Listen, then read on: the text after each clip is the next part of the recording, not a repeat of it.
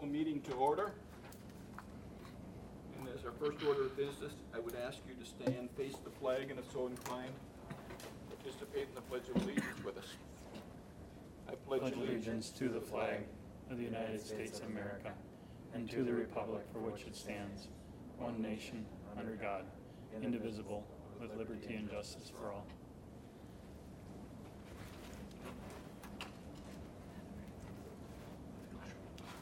Okay. We had one addition that I think Jake brought up to me this afternoon. Is that still? Yep, I could, yep. And we have a personnel that would fall into the personnel, but I'm not sure we have that on the agenda. We do. Item C. Is that under the consent agenda? Correct. Yes. Okay. Item C. Okay. There is a, Consent agenda. in addition, a new hire that Jake would like to speak to, and we get to that. And maybe it's best if we just pull that off the agenda and make it consent agenda item E. We'll treat that separately. Item what? I think we can keep it under the consent agenda and just make it its own separate item, football hire. Okay.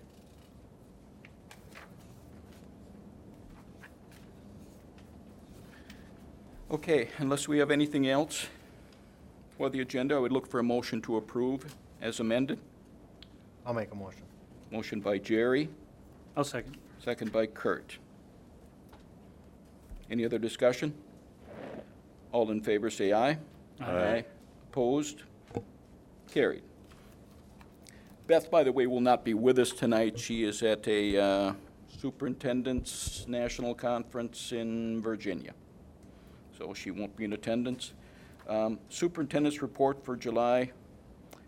I didn't have much of a chance to look at this, but I'm sure it's included in our packet.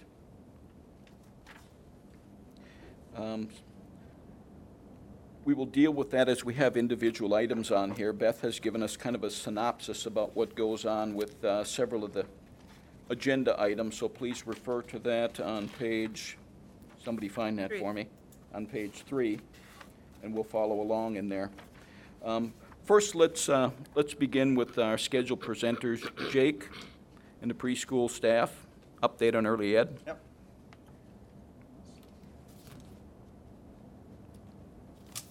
That's just me today, but thank you for giving me a chance to come here and talk a little bit about our preschool program.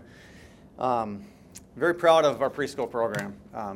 It's something that we've invested a lot in recent years, as you guys have known, as we've kind of made it, we've paid them what they're worth, and we've invested in our educational assistants, and we made a lot of infrastructure updates and technology updates and stuff like that in preschool.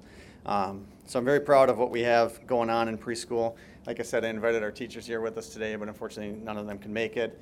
But here they are now, so if you could put a face to the name if you've heard the names before. Kayla Plotz has been here about 5 years. I think she's entering her 5th year. She's our most veteran teacher. The other 3, Greta, Ellie, and Katie, are entering their 2nd year. If you remember last year, we had to hire 3 teachers. 2 of them were hired in the K through 5 building. So, like I said, very proud of what we're doing in preschool. We got a lot of great things going on. Not only have I seen it as the director, something I oversee, but my daughter's been in the program for the last 2 years as well. And it's really cool to see the progress that she's made. Enrollment, this is kind of a bad graphic. It looks like a pretty dramatic rise and fall in our registrations, but basically the gist of it, we average between 80 and 90 registrations per year. A high of 92 2 years ago, and last year we're at 78. The thing with preschool registrations is a lot of times we won't know until August or even September, sometimes December, what our full registrations are going to be because of the 3-year-olds. One of the requirements is you must be potty trained, so lots of times the kids can't come until they're potty trained. Or a lot of parents feel like their kid's just not ready. So we'll see those registrations keep coming in here as we get into August and even as the school year starts. I think at least in the last 3 years, we've been completely full by the end of the year. Usually around Christmas time, we kind of fill up, and we try to cap it at about 16 to 18 kids per student or per class, and we usually do fill up. Each year we make minor tweaks to try to open up more spots and be more efficient with our teachers, but basically the thing is we have 4 classrooms and we do our best to get as many kids in as possible. A stat at the bottom there is approximately 72% of last year's kindergartners enrolled in one of Community Ed's early childhood programs. Now that includes ECFE. The preschool numbers are a little bit, the percentage is a little bit lower than that because of the other options in town with St. Paul's offering preschool, and like We Care Daycare also offers some preschool as well. Like I said, registrations this year, expect somewhere in the 80s. Again, I don't think we'll get up to 90. You never know, but I'd guess somewhere in the 80s. So we offer full day and half day preschool. Full day, I believe, was new my first year in 2009. I was just a coordinator at that time, so I didn't have a lot to do with the preschool. Full day preschool is open from 6 a.m. to 6 p.m., so it's great for a certain group of parents. They really like that option. And half day runs from 8 to 11 o'clock every day. And we've extended those hours. They used to be 8:30 to 11, now we're 8 to 11. As you can see, the full day has really kind of had a steady increase since in the last 5 years. Well, obviously it's got to come from somewhere, so the half-day registrations are going down a little bit, but 50-50 pretty much split between full day and half day. We're not losing kids. They're just lots of that full day option's just been very popular for parents, and it meets a very specific demographic. I think the full day parents, they're the parents that really either want to push the academics, they want their kids there a lot, or it's the working parent most of the time. It's who need that kind of the care piece to it as well. Well, the half-day option is for the parent, usually for the 3-year-olds. It's kind of popular with the 3-year-old kids. Also for the parent who doesn't quite think that the kids need quite so much academics at such a young age. There's definitely, I'll get into that later, but there's definitely two sides of that. And there's one parent who loves the academics and wants as much as they can at a young age. The other ones think kindergarten is too much for kids right now. So we really try to balance that. Some of the highlights, and I think in your board packet you have a brochure that I put together. It kind of highlights a lot of the good things we have going on in our program. But a couple of things I wanted to talk about is our staff is licensed. 3 out of the 4 teachers are licensed. Now the state doesn't require a license for preschool teachers, but I think it's something they will ask for. And in recent years, we have made a requirement as we have hired teachers, is that you must be licensed in early childhood. Like I said, 3 of the 4 are. It's not a requirement currently, but I think it's something that will be there. We've had iPads in our classrooms for about 4 years. It's about the same time the preschool and the high school, or elementary school and high school got their iPads. We got iPads too. We have a limited number of them that we rotate between the classes. Smart boards, this year all 4 classrooms will have smart boards in our classrooms. Last year we had 2. We purchased 2 more this summer. This year for the first time, we'll have some busing available, very limited busing for 4-year-olds. Now the requirement for the 4-year-old is you must ride the bus with an older sibling. So you can't be the oldest child riding the bus. You ride with a sibling, and it only obviously runs at normal times at 7 o'clock and 3 o'clock. So it's not going to be running all day long.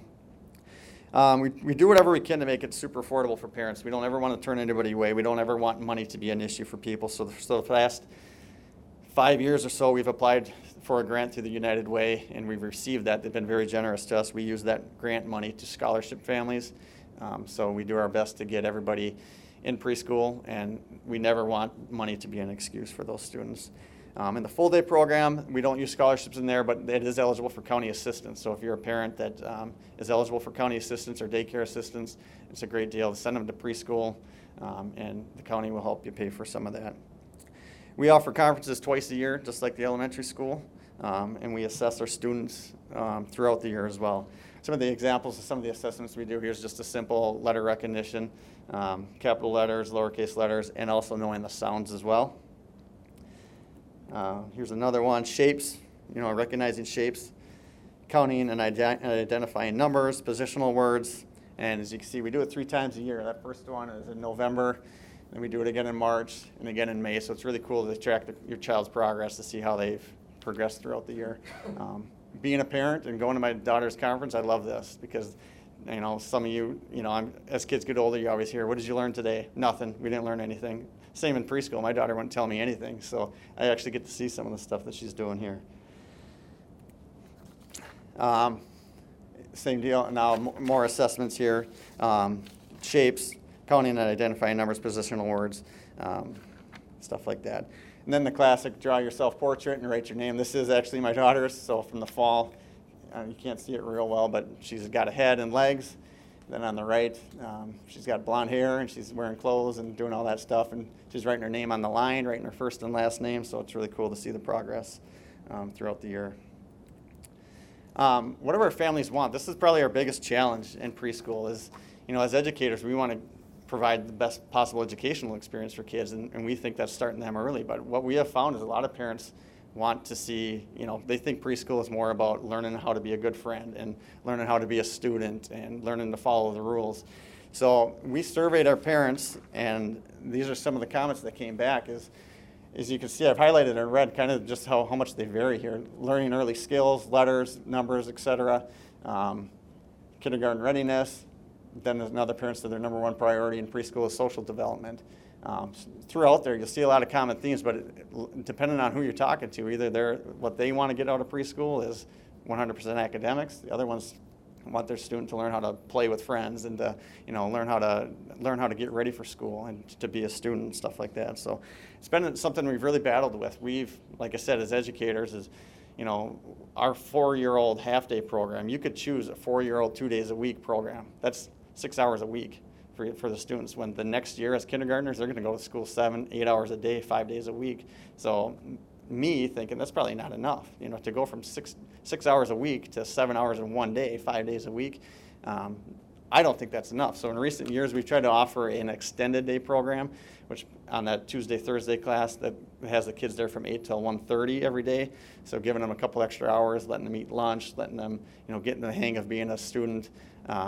But the parents don't sign up for it. So 2 years in a row, we've had to scrap that idea midsummer.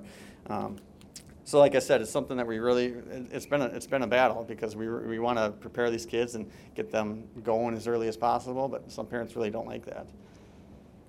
And lastly, just to brag a little bit, in that same survey, what our families say about us, they love the teachers in the curriculum. They love, it's kind of hard to read that. Miss Greta has been wonderful, and the kid loves her. She does a great job of communicating with parents on a frequent basis. Some of the other ones, my teacher is so wonderful, and the program is really good at working around my child's unique health requirements. Preschool has been a very positive experience. There's one specific one I wanted to read to you. One comment here says, we look forward to the years ahead in Cannon Falls schools. Preschool has been a very positive experience. So it's been great for us to be in the elementary school. It's been great to have access to Sharon Noble and her staff and Derek Bell and his staff and the playgrounds and the computer labs and stuff like that. So in a nutshell, that's our preschool. That's some of the stuff that we have going on. If you have any specific questions about how we run things or anything like that, I can answer those. But very quickly, that's kind of what we got going on in preschool right now. So, Quick question. yeah. If I could. Yep. I see you got the busing availability for 4-year-olds if they've got an older sibling. Is that a state requirement, or is that something we've just implemented as a district?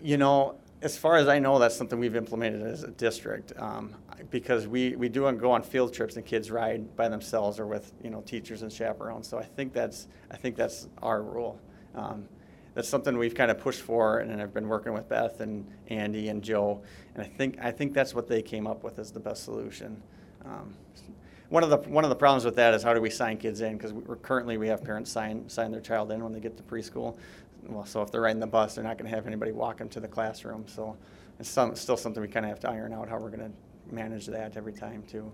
Right, plus if the older sibling is sick, Yeah. drives. Yeah.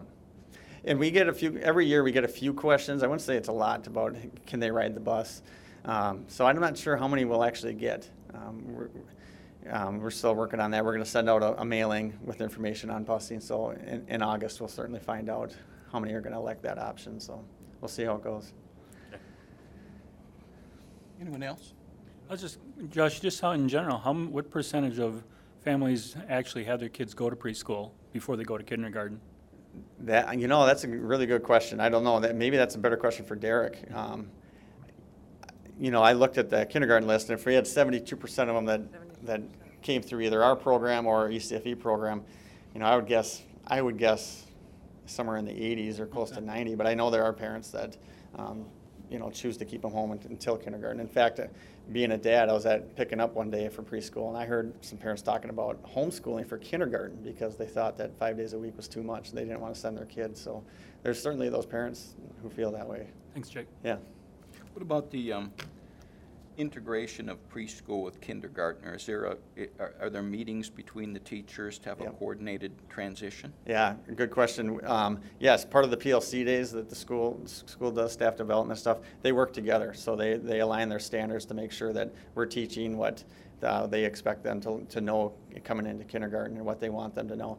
And it's been nice too that one of Derek's kindergarten teachers was one of my preschool teachers last year. So they do have a good relationship, and they really work together a lot to make sure that they're teaching what the kindergarten teachers want.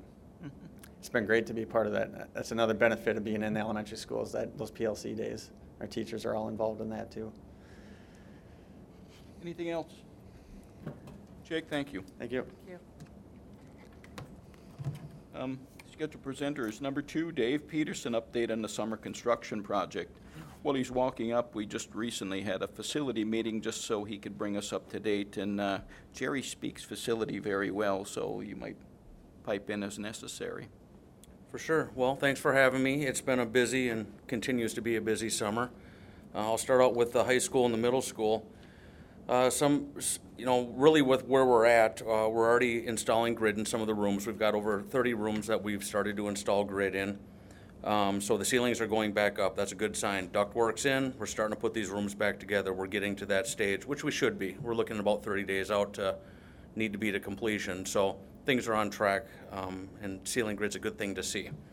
The RTUs for the metal shop, the rooftop units, all the metal has been set for those, and they're being craned up today, as a matter of fact.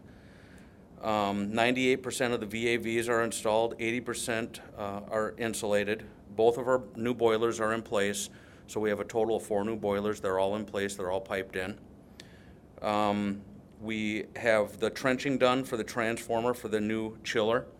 That's been completed. It's ready. As a matter of fact, they poured the pad today.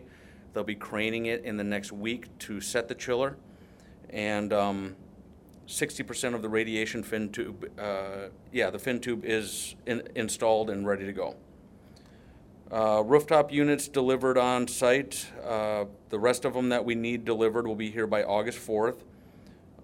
Ceiling tile for the classrooms, it was delivered. It's already started to be installed in certain areas. Air testing for the building chilled water loop is going to start this week. Air testing for the heating loop will also start. So we're going to start testing these lines, making sure everything's connected, holding pressure, everything. Chiller delivery, it's here. It wasn't supposed to be here yet, but it actually was delivered today. So we have the chiller delivered for the elementary, and the high school chiller was delivered today. Windows, we have a few windows that are left. They're supposed to be delivered by August 1st. So I'd say about 60% of the windows are completed, done, look really good. The only thing we really don't have control over right now is the transformer to be set by Xcel to power the chiller. I don't know what to tell you about that. Xcel runs by their own rules. They'll put it there when they feel like it. We're hoping to have it ready, hooked up, and everything in by mid-August. Everything is ready for them. Their trenching is done. We just need the transformer. The one problem that we did have, we had some curbs that were delivered wrong. They're fixing that. They're delivering it for the roof, and we expect to have that done by the end of this week, as a matter of fact. The VUV heating coil delivery, I know we talked about that. There's 15 total, and we're supposed to have those by the end of this week also. Let's see here. Really the goals for this week are to get that chiller pad poured, which we did today, finish up with all of our air testing, and really we're going to start reinstalling all of our ceiling mounted devices, speakers, cameras, that kind of stuff, and we actually started that last week. So we're starting to get that stuff in, so things are moving, along really as expected. And what I'll do is I'll kind of go on to the elementary, tell you where we're at, and then if there's any questions, we can kind of tackle them all at once. Let me see here. Ceiling grid. Hold on one second. They're both the same sheet.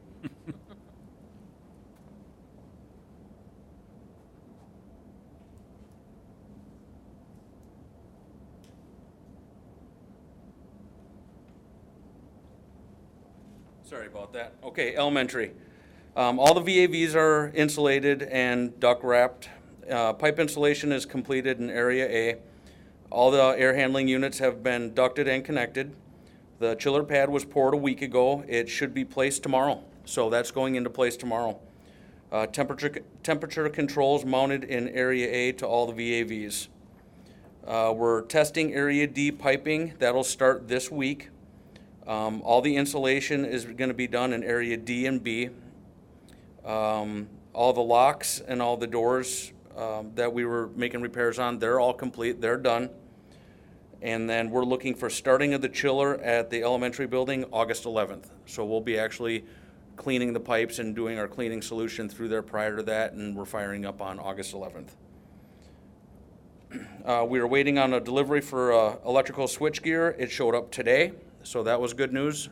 We were kind of waiting on that. So everything for electrical is here, is delivered. And for this week, we want to get all the Area D piping tested. We want to finish up with all of our insulation on areas D and B. We want to complete all of our piping for the air handling unit coils in the mezzanine. And then we want to get the chilled water loop tested and get ready for fire up. So in a nutshell, everything's moving along real well. We're on schedule. We see the deadline. We're going to make that deadline, and everything is going, I would say, is about as good as it possibly could at this point. How's the budget? Go ahead. Sorry. No. Rob? How are we looking on budget? Fine. Same question. We'll be within budget. Okay. Yep.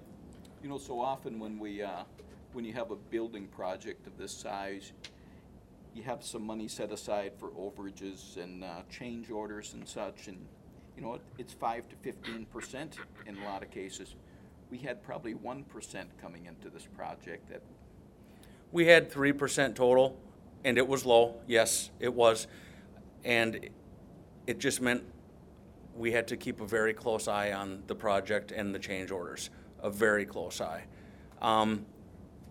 You know, it's kind of gone back and forth where we get a deduct, then we get an add. You know, we've gone up and down. We've taken care of some things ourselves to nurse that budget along. But now that we're at the 30-day mark, most of our big change orders really have happened at this point. All of our ducting, all of our piping, all those things where you're going to run into those problems. Electrical is another big problem. Those items have, you know, they've happened already. So, yeah, it was tight. I'll admit that. But we're doing it, and we're going to do it, and we'll make it in budget. For me, the budget's the budget. It'll get done within budget no matter what it takes, and we'll do it on this project. So as you're putting grids back in and rooms are going back together, are you guys cleaning all those rooms as they get completed, or are you waiting until the end and doing a one clean? Well, staffing is another problem that I'm working on. That has a little something to do with it, but no, we're not, because we haven't pulled up any of the, until we get our testing done, we're not pulling up any of the floor covering at this point. So we're putting this grid back in. We are doing that at the elementary at this point, because it wasn't quite as destructive as far as the project. So we're really focusing on the elementary, getting those rooms, all the stuff cleaned out, but really it's gonna be a mad dash at the end. And we're pretty much gonna try to do everything all at once. But if we have rooms available and we can start moving, we're taking it. We're gonna go with it. You know, we'd like to get some of those bigger areas done. The IMC, the art rooms, stuff like that, you know, those tables in there, you know, and try and get the bigger rooms done, and then the classrooms will be after that. But it'll be long days, some weekends, but it'll get done. Any other questions?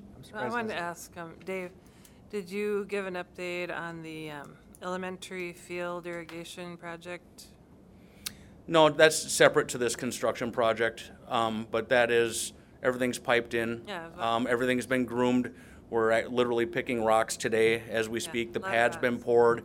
The only thing we waited on with that was we actually had to get a meter from the city, which we have received at this point. So we couldn't run water till we started metering it. So we're looking that we'll be running irrigation by the end of the week, and things will be cleaned up. So we should have that running by the end of the week. Mother Nature had a little bit to play with that. I mean, the rain has been every couple days, and it's been a lot of it. So, you know, a little bit of rain, but it also worked to our benefit too, because with that project, it really helped settle all the trenches. So that was gonna happen anyways. That's part of the project, so yeah, I'll take it. That project went pretty well too. It looks really good, and it'll look even better next year. Within budget, by the way. Oh, but, thanks. Okay, thank you for your time. All right, thanks. Okay, next item on for the presenters is Chris Forkenbrock with Constellation Energy. If you'll refer to page 3 at the top, there's a little synopsis from Beth on there, but Chris, I'd like to come up and join us. Thanks for having me. I've been with Constellation for about 6 years now, and my career started with the natural gas company that serves Cannon Falls back in 1991. They were Peoples Natural Gas. I don't know how long you've been in Cannon Falls, but I started out as a meter reader, and my claim to fame is I was on the front page of the Cannon Falls Beacon in a parka next to the bank thermometer sign where it was 17 below zero with my little meter reader machine. So anyway, that goes back into the early 90s. I would love to get a copy of that, actually. So thanks for having me again. I met with Beth earlier and explained who we are and what we do, but we are a natural gas supplier behind Minnesota Energy Resources Corp., the old Peoples Natural Gas utility system, where we serve quite a few of their larger customers with natural gas supply. We serve, so in Cannon Falls, we serve Berquist or Henkel now. Cannon Equipment signing up with us. Sweet Harvest Foods is very likely going to sign up with us. And we serve many other large consumers in the area, in the Rochester, area, and in Eagan and in the South Metro area. And the reason they do business with us is we're selling our natural gas supply at a lower cost than what the utility would sell you supply at. You still remain a customer of the utility through their transportation tariffs, so they're very familiar with who we are and what we do for our customers. And the other big reason is our customers have the ability, if so inclined, to lock into a set known rate out in time when markets are low and it meets their budget expectation. But when I met with Beth, she thought I should focus on our monthly gas cost versus what the utility would have charged you, maybe in a snapshot of a year 2015, and that's what I put together for you in the presentation today. But I thought what I'd do is, if you have your packet, and I don't know which way to look, but I didn't bring anything for the computer today, but it's just kind of the front page of the information. I'll just kind of go through quickly who we are. We've been behind the utility for 25 years, so we're very familiar with business behind the utility and many of the customers we've had for 25 years. I talked about Henkel and Cannon Equipment, Mayo, Zumbrota Schools, Stewartville Schools, YMCA, and many others. Our normal school contact within a school district would be the finance director or finance manager, just because there's a budget certainty aspect of what we do for our customers. But we also call on superintendents and even buildings and ground people over time. So we do offer measurement verification. We do settle meter disputes because it's very important the meter measures accurately out there, and we have real-time dialing in capability into the meter on a daily basis. And when we start to see something go wrong, we notify the utility of the error we're seeing, and we get it remedied very quickly, because accurate meters are very important to our business, because we're billing on meter reads essentially at the end of every month. Again, we serve more than 200 of the utility's larger customers. We also serve customers behind CenterPoint Energy and Excel Energy on the gas side, and Great Plains Energy. We're behind every utility in Minnesota that's not a municipal. I talked about our fixed price solutions. We make sure and ensure you're on the right utility tariff that would save you the most money. These utilities have to operate within the guidelines of tariffs on file with the state of Minnesota. And if we see a better tariff that we can put you on that would save the school money, we would certainly recommend that and get you and the utility together to make that happen. Our gas supply versus the utility supply has been between 15 and 20% less costly on an annual basis, and that's what I'm going to move on to next. So when I compared the high school, we're moving on to the high school analysis in your spreadsheet. When I compared the high school And the utilities rate in column B to what our rate would have been in column J. And our rate includes all utility fees, because you still are a customer of the utility. They still send you a bill for all the gas that goes through their meter. And you add in what our supply costs are. On a monthly basis, you can see savings from January of 15 through December of 15, and what they would have added up to annually here at just under $14,000. Now I did make some assumptions, because Beth provided information for 2015 consumption through March of 15. It wasn't updated through current. So I went back and just assumed what you might use based on what I saw in the history going back in 14 and 13 and 12, because I did have a snapshot of what the school had consumed going back quite a few years. And so that's, I think, a very conservative estimate based on what I think you might have used for 2015. So this includes all fees. The fees in green are utility fees. They show up on your utility invoice. In this case, we become your utility pay agent, so the utility sends us your invoice so that we can audit the invoice for accuracy and measure it against our supply invoice. And then we pay it on your behalf after we consolidate their invoice and put it on our invoice on a monthly basis. And we provide the school district a copy of the utility invoice to tie it all out. So you still just get one natural gas invoice. It just comes from us in this case.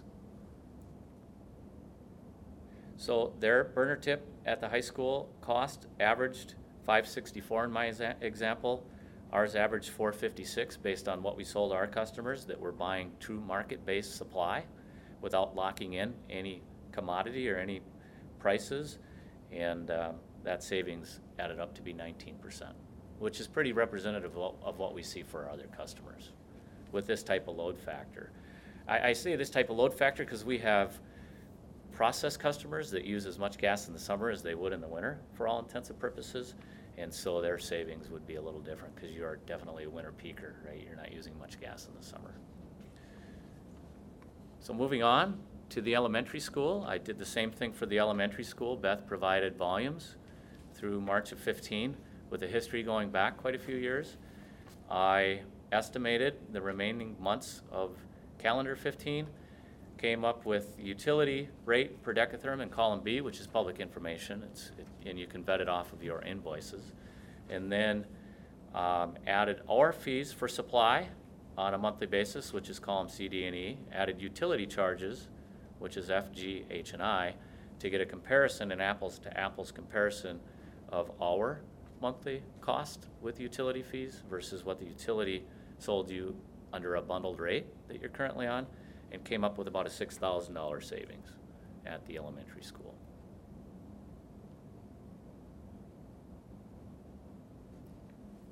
In this case, at the elementary school, because we do need real-time access to that meter, we would need to have the utility put in telemetry so that we can dial into it and see what you're using on a daily basis. And that telemetry is a cost to the customer, it's a cost to the district, and so the utility puts that on your invoice, and we would agree to reimburse you for that cost on a 2-year supply commitment. We do that for all of our customers just to get over that hurdle, and that cost is about $1,400 to $1,500. It's a one-time fee. And then you would need power out at the meter generally, or a telephone line, so that we can dial in and read it like you do at the high school interruptible meter. Only it would be a firm type of service at the elementary school. You would not be curtailed. We don't have to worry about getting curtailed through the winter? Not at the elementary school. At the high school, you would still be an interruptible customer. That's where the quite a bit of the savings derives from on the utility side and from us. But you would expect no more curtailment from us than you've had from the utility, and you've probably been curtailed by the utility 2 or 3 times in the last 20 years during the polar vortex, essentially. What's interesting is during the polar vortex, our gas was showing up outside of Rochester and outside of Cannon Falls and outside of Egan and outside of Rosemont, but it got confiscated by the utility, so we had to curtail our customers, along with the utility customers that were curtailed. They took that gas and they moved it north where it was needed because of what happened up in Canada. So A lot of that gas got diverted up into the part of the state that was short supply for the human needs customers. It's fully within their right. Right. Yeah. Yep. Rob, did you have a question? I guess I'm just trying to wrap my head around this. So, I always figured that Minnesota Energy was the provider. They owned the piping, they owned everything up to the buildings, and then we owned inside. Yes. So you're a third party Yep. that owns no equipment, That's right. owns no piping, but you buy the fuel cheaper, or you are able to sell it cheaper using their equipment. Yes, we're a commodity provider, and we provide natural gas off the interstate pipeline, which is Northern Natural Gas, and deliver it to the utilities town border station, where they pick it up and re-deliver it to your school under their transportation tariffs, and they still bill you for use of their pipe and meter, which is captured in the green section of these spreadsheets. But we own no physical assets. We are simply buying natural gas better than the utility is on a monthly basis. So the utility collects their revenue by what goes through that meter on a monthly basis. And they collect their revenue on what goes through that meter, whether they sell you the supply or we sell you the supply, so they're revenue neutral in a lot of ways. And they just need to be prudent with the Utility Commission, the Public Utilities Commission. They need to show that they're acting with a standard of care like other utilities may buy for their general rate base, but it's not really, really important to them to buy as best as they can. And it's really, really important to us that we buy as best as we can to keep our customers happy. We've had customers for 20-some years, the same customers. And it's because we're able, number one, to sell supply at a lower cost than the utility. You still remain a utility customer through open access. And then our customers are able to pre-buy gas at a set known price out in time when prices are low for budget certainty. I would say 75% of our customers take advantage of that aspect of our service, a service the utility does not have to offer. So, yes. But you are very correct. We don't own any physical assets, but you're still a utility customer. You're just buying supply from us, and there's no ill will from the utility because you're operating under the tariffs on file with the state of Minnesota. So many of you probably know Dave Kalt with the utility. He lives here in town, and he's not our contact at the utility, but we have, he runs the entire state for Minnesota Energy Resources Corporation. But we have a contact within the utility. His name is Wade Wicken, that manages all of our customers that we're providing the supply to, and he certainly can speak to the work we do and who we are. I'm sorry, Go ahead. I'm sorry, Chris? Is Yes. it? I just got a question. This is a commodity. Yep. So do you lock in at a certain price, and is there a downfall to that where, say, down the road, prices drop, or do your prices fluctuate with the utilities bill out, what their charges are? Or do you lock in and say, okay, but if utilities drop, is there ever a downfall in the future where we're paying more because utilities are no longer charging more, but Yeah, because we're not managing our risk, Yeah. to speak. Yeah. So we would never lock in a set known price on your behalf unless you instructed us to lock in a set known price on your behalf. And until that point, we're selling you monthly market gas, which we're going out and buying gas for the 200 customers we serve behind the utility, behind Minnesota Energy Resources, just prior to the month of flow. And so our gas cost would fluctuate with the utility's gas cost based on the up and down nuances of the market until you elect to shave out volumes under the program and set a fixed known price for those volumes only. So for example, if you elected to lock in gas costs at any one of these two schools, what we would do is develop a consumption forecast at the school by month. And for January of 15 for your large meter, we might say that forecast is 2,700 decatherms, which is what I have represented in the spreadsheet. And you may elect to lock 50% of that in at a set known price out in time. And then the other 50% would be sold to you at a market-based rate. So that's the financial impact of how we're able to help our customers with budget certainty. And it's not like propane where you all have to pre-buy it all at once and pay for it all at once. You pay for it as you consume it. So, and when we lock in that set known price, we're actually entering into a fixed price forward with a physical supplier back where we buy all of our gas and completely shed our risk. And that fixed price forward supplier is completely shedding their risk with a financial institution like a Cargill on the energy side or the ag side. So, yeah. How long is the contract for the fixed price? Is it a 1 year? It's however long you want to make it, depending on your appetite for risk. So we have customers that lock in prices for a few months, or for the winter months, or for 1 year, or for 2 years. We can go out as far as 5 years, and in some cases, I mean, I don't know if you follow what's happened with gasoline prices. Most people do, but natural gas prices recently posted a decade-long low. We hadn't seen natural gas prices this low since really 2005, 2006, and we had some blue chip companies go out 4 or 5 years and lock a percentage of their consumption forecast, and we've never seen that before.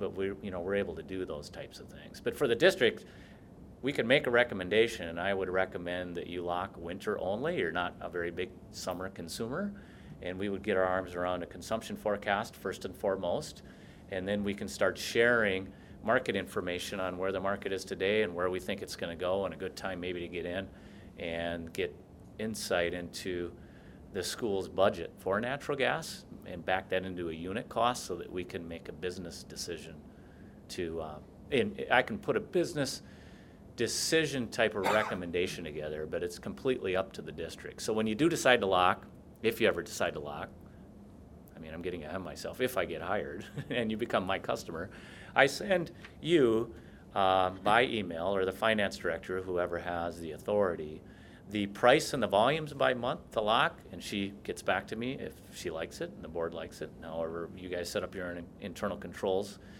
to accept that type of thing.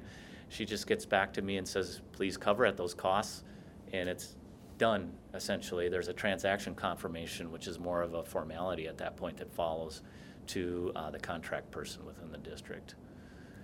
But again, Beth wanted me to kind of talk about our monthly supply versus a utility monthly supply, and just very briefly touch on the price risk management aspect, because I really haven't talked to her at length about that. And the important thing to know is you would sign up for our monthly supply first, and if you elect to lock in volumes outside of that and a fixed price forward, that comes after the fact. So our contracts are set up that way, if that makes sense. One question I have is about curtailment, if you could Yes. just be a little bit more specific for me. Yep. Is that like peak use? Is that what? Curtailment is a situation where, in the utilities case, the utility can cut customers with an operational backup system, like a propane air or a fuel oil backup, so that they can provide gas to their human needs customer and to their general rate base during the coldest days of the year. So the pipeline system serving Minnesota is not big enough for the coldest day of the year, and there's quite a few customers out there that can go off of natural gas and onto a secondary source for fuel, and there is a big savings in the rate at which you pay if you're an interruptible or a curtailable customer. In the district, I would be surprised if it was curtailed more than 3 times in the last 15 or 20 years. I know the buildings guy. We had a couple. So,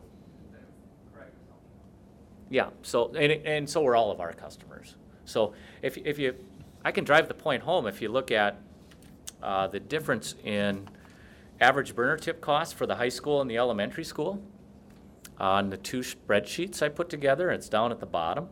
So the average utility cost in 2015 for the interruptible meter, the high school, was $5.64. Do you see that? Mm-hmm. And the average burner tip cost for the firm meter for the elementary school was $7.11. Do you see that? Mm-hmm. So there's the benefit of having that operational backup system. I had a customer call me the other day and ask me if he thought I made it meant if he wanted my thoughts on whether or not I thought it made sense for him to get rid of his operational backup system, and when I showed him these numbers, he kept it. essentially. Yep. So again, no startup costs, no additional cost to No, us to. there aren't. I can talk about the invoice changes. I don't know how much time I have. But this is the next slide after the analysis.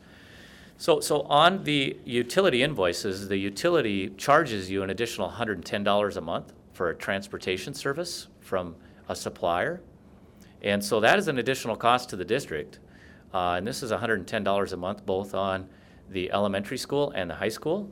But these fees, these extra fees, were captured in my savings analysis, in this case under column I. So these are additional charges from the utility that show up.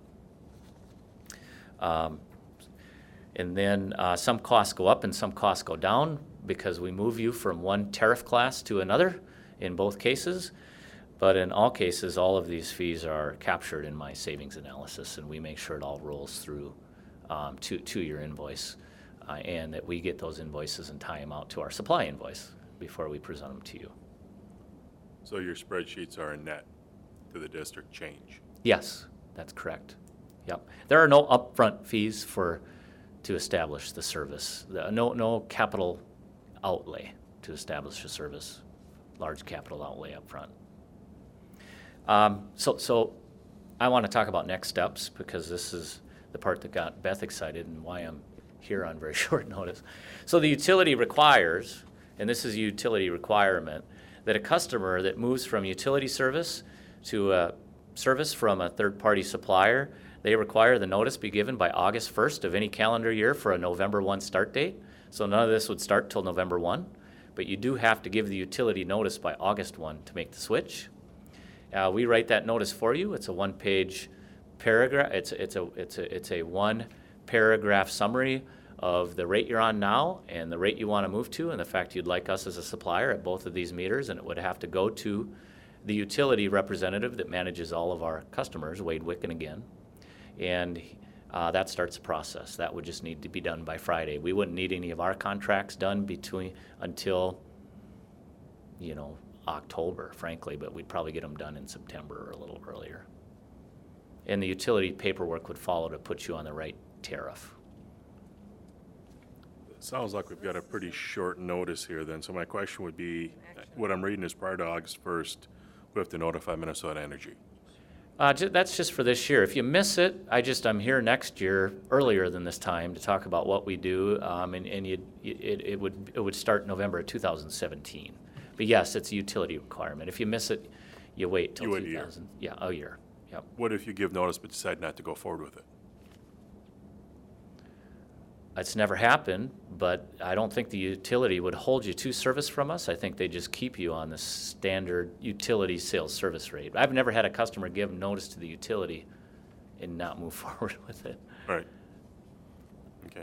But the utility is not unreasonable. I mean, a lot of people think the utility is unreasonable in many ways, but I think they would definitely keep you on the rate you're on. I'm trying to look and see if there's any downside to this. Has there ever been a moment where it hasn't paid off with your clients, with any of your customers? Well, I mean, the risk to me is that you don't develop a very good consumption forecast if for fixed price purposes, right? And you elect to buy up to 90% of that lousy consumption forecast, if you will, and then we're locking you into a volume on a monthly basis at a set known price that you don't consume. And in that case, we sell you those volumes at that set known price, and then we buy back the volumes you didn't consume at the market price. And the risk is the market price falls below the fixed price. But so I make sure I work with all of my customers to develop a very good consumption forecast, and then I never recommend more than a 70 or 80% lock, because I don't want to be in a position to be buying gas back. There's still a financial impact. We're not just taking the gas. You're not just being billed for all the volumes you don't use without any cash-out mechanism. Mm-hmm. But if the cash-out mechanism is bought back at a different price than your locked-in, set-known price. Does that make sense? Yep. Yep. But our gas shows up without cause. The utility works with us to ensure everything's very seamless, and it's frankly very seamless to you, but our gas control department manages through all the process with the utilities, gas control folks, and your gas to the outside of town start showing up from us on November 1, along with, Bergquist or Henkel and Cannon Equipment and Sweet Harvest Foods. Yep, to the outside of Cannon Falls. If you take a look at Beth's synopsis, I guess, on this, she was making the recommendation based on the references that she contacted. So, we're rightfully asking a lot of questions here, but it looks like our soup has checked into the background and is giving us a strong recommendation on this. So I just wonder if we reached a point now where we can make a motion on this. I got another question if I could. I went to your website before I came here, tried to see as much as I could about your company. I'd never heard of you before. How big are you in terms of volume compared to Minnesota Energy, compared to the state of Minnesota, I guess? Yeah. You've been around, 70 years, it was saying. Yeah. And 6 years ago, I think you switched to a different company, bought you out. But what volume are you? How would you rank in Minnesota as far as natural gas buyers? Yeah. So we are part of Exelon Corporation, Yep. to answer your first question. And Exelon Corporation owns the biggest nuclear generation fleet in the country. We own the biggest utility in Chicago. We own the utility in Baltimore. We own the utility in Pittsburgh. We own many storage assets. It's a very big company. I mean, I think there's 20-some thousand employees. I'm just happy that I'm one of 3 in the state of Minnesota, and I just kind of keep my head down, but I mean, it's a big company. I'm able to sell 3M gas in Nevada, Missouri. I'm able to sell them gas in California. I'm able to sell, we operate in all 50 states. And if I have a corporate contact here in Minneapolis, we're able to do things for them at the C level that other companies aren't able to do, to help them manage risk at the C level, the level where they like to get their arms around things. So in Minnesota, we have over 200 customers, like I indicated. Our largest customer is U.S. Steel, and they were consuming, there's a downturn in their business cycle, but they were consuming 40,000 decatherms in a day. So we're talking about 15,000 decatherms at the high school is what you'll be consuming. So you're not the smallest customer I would have, but you're definitely not the largest. And I would be your account manager. So I would be the face of Constellation with Beth, or whoever you determine would be my contact within the district. And I don't know if I answered your question, but we're moving a lot of gas up the pipeline to many different utilities. I saw you've got companies. Are you based out of Georgia? We are based out of Baltimore and out of Chicago, Illinois. Okay. Yeah. When I have to go down to corporate, it's generally to Baltimore. Okay. Yeah. Anyone ready Is for a this initially a one-year contract then? It is initially a 1-year contract at the high school and a 2-year contract at the elementary school, just because of the telemetry reimbursement piece at the elementary school, the assets we have to reimburse you for with the utility. We can make it a 1-year deal. You would just have to pay for the telemetry, which is $1,400, in which case there'd be a capital outlay to start. Yep. Then we could opt out after, if for whatever reason we may or may not be satisfied. If, say, we were not satisfied, we could opt out at any time. Yeah, so our contracts generally go for 1-year terms starting on November 1, and then they would evergreen for additional 1-year terms on November 1st of any calendar year on 60 or 90 days notice, so that if you decide to opt out, you have a supplier, okay? So that somebody is always supplying your gas, and I suspect you'd go back to the utility, and we just play by those utility rules. So if you want to go back to the utility, the same requirement holds, right? To where you have to provide the utility notice by August 1 to go back to utility service. So we generally have a 90-day notice on a 1-year term starting November 1 with all of our contracts, because it plays by the utility tariff rules. Good question. Yep.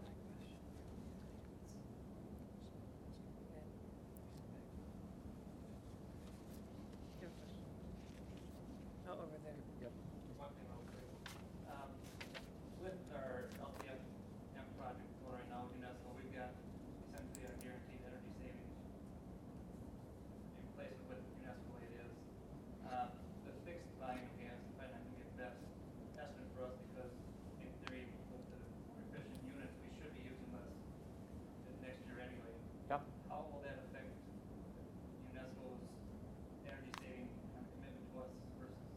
Well, the work we do is not going to affect their commitment to you. However, as we develop consumption forecasts with the district, those consumption forecasts are by month based on history. And if you strongly feel, through the improvements you're doing on the demand side, management side with UNESCO, that consumption will drop 10% or 20% a month, we'll build that into the consumption forecast. You still have the ability to lock in a price. It just goes into the thought in developing a consumption forecast. Does that make sense? So yes, it's very much comes into play. Yeah. Now, we don't quantify UNESCO's energy savings by any means down the road. We can provide you usage information and information on your peak day, the most you've ever used in a day, and the most you've ever used in a day since you hired us, but we're not going to quantify the drop in usage that they've promised. Yeah, one has nothing to do with the other. Just by replacing 1962 and 73 with 2015, which are more efficient. Yes, yep, and we see that over and over again. Yep. Mr. McGuire? Yeah, I agree with Chris. I know that Minnesota Energy does cooperate, but there are other brokers as well. I mean, you're either an energy marketer or a broker. I'm a marketer. Marketer. Yep. And on their homepage, there's 6 of you, I believe. Right. 6 or 8 of you. Yep. And so I think the idea is good in terms of trying to save some money. But how do we compare your company with the other 5? Yeah, so right now, because of the time crunch, Okay, that's my other question. Yeah. Because of the time crunch, yeah, can this board send a letter that they're going to do something by August 1, but not necessarily your company until they've heard from us? they very possibly could. Most of the notices require that you choose a supplier. I will tell you this, the utility requires that transportation customers, which is a class of customer I'm looking to move the district in, that they aggregate on a daily nomination so that the supplier, in this case us, makes one daily nomination to the aggregate pool of customers that they serve, and they're able to balance against that one daily nomination with the swings of every customer in the pool, and we have 200 in that pool, okay? And they require, if you get outside of tolerances, penalties apply. And we've never penalized any of our customers for daily imbalance penalties. You spoke of the risk earlier. We just haven't done that. And we have the single largest pools behind this utility. So we feel we have a very strong competitive advantage in able to offer a better rate than our competition. Our competition holds very few customers behind Minnesota Energy Resources Corp. Okay, because I contacted Dave Paul today. Yep, And he felt your estimate was maybe a little high. he did. He didn't, the 20,000, that's not a guarantee, correct? That's a snapshot of 2015, Yeah. what the utility billed you and what He- our he rates didn't would have been. say- He just said, in my opinion, that might be a little high. He's not criticizing your figures at all, by the way. Well, here's what I'd like to point out. If you look at column B and you look at the utility rates,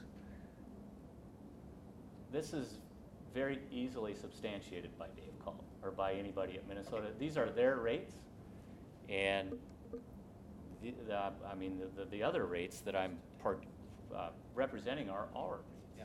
Well, you explained something today that Dave asked me. Yeah. Are you looking at all 3 of our buildings? I am looking at the high school and the elementary school. Those are the only 2 meters that qualify. Well, those are the only 2 that qualify. Yeah, they qualify based on consumption, and the other ones don't have enough consumption to qualify for our service.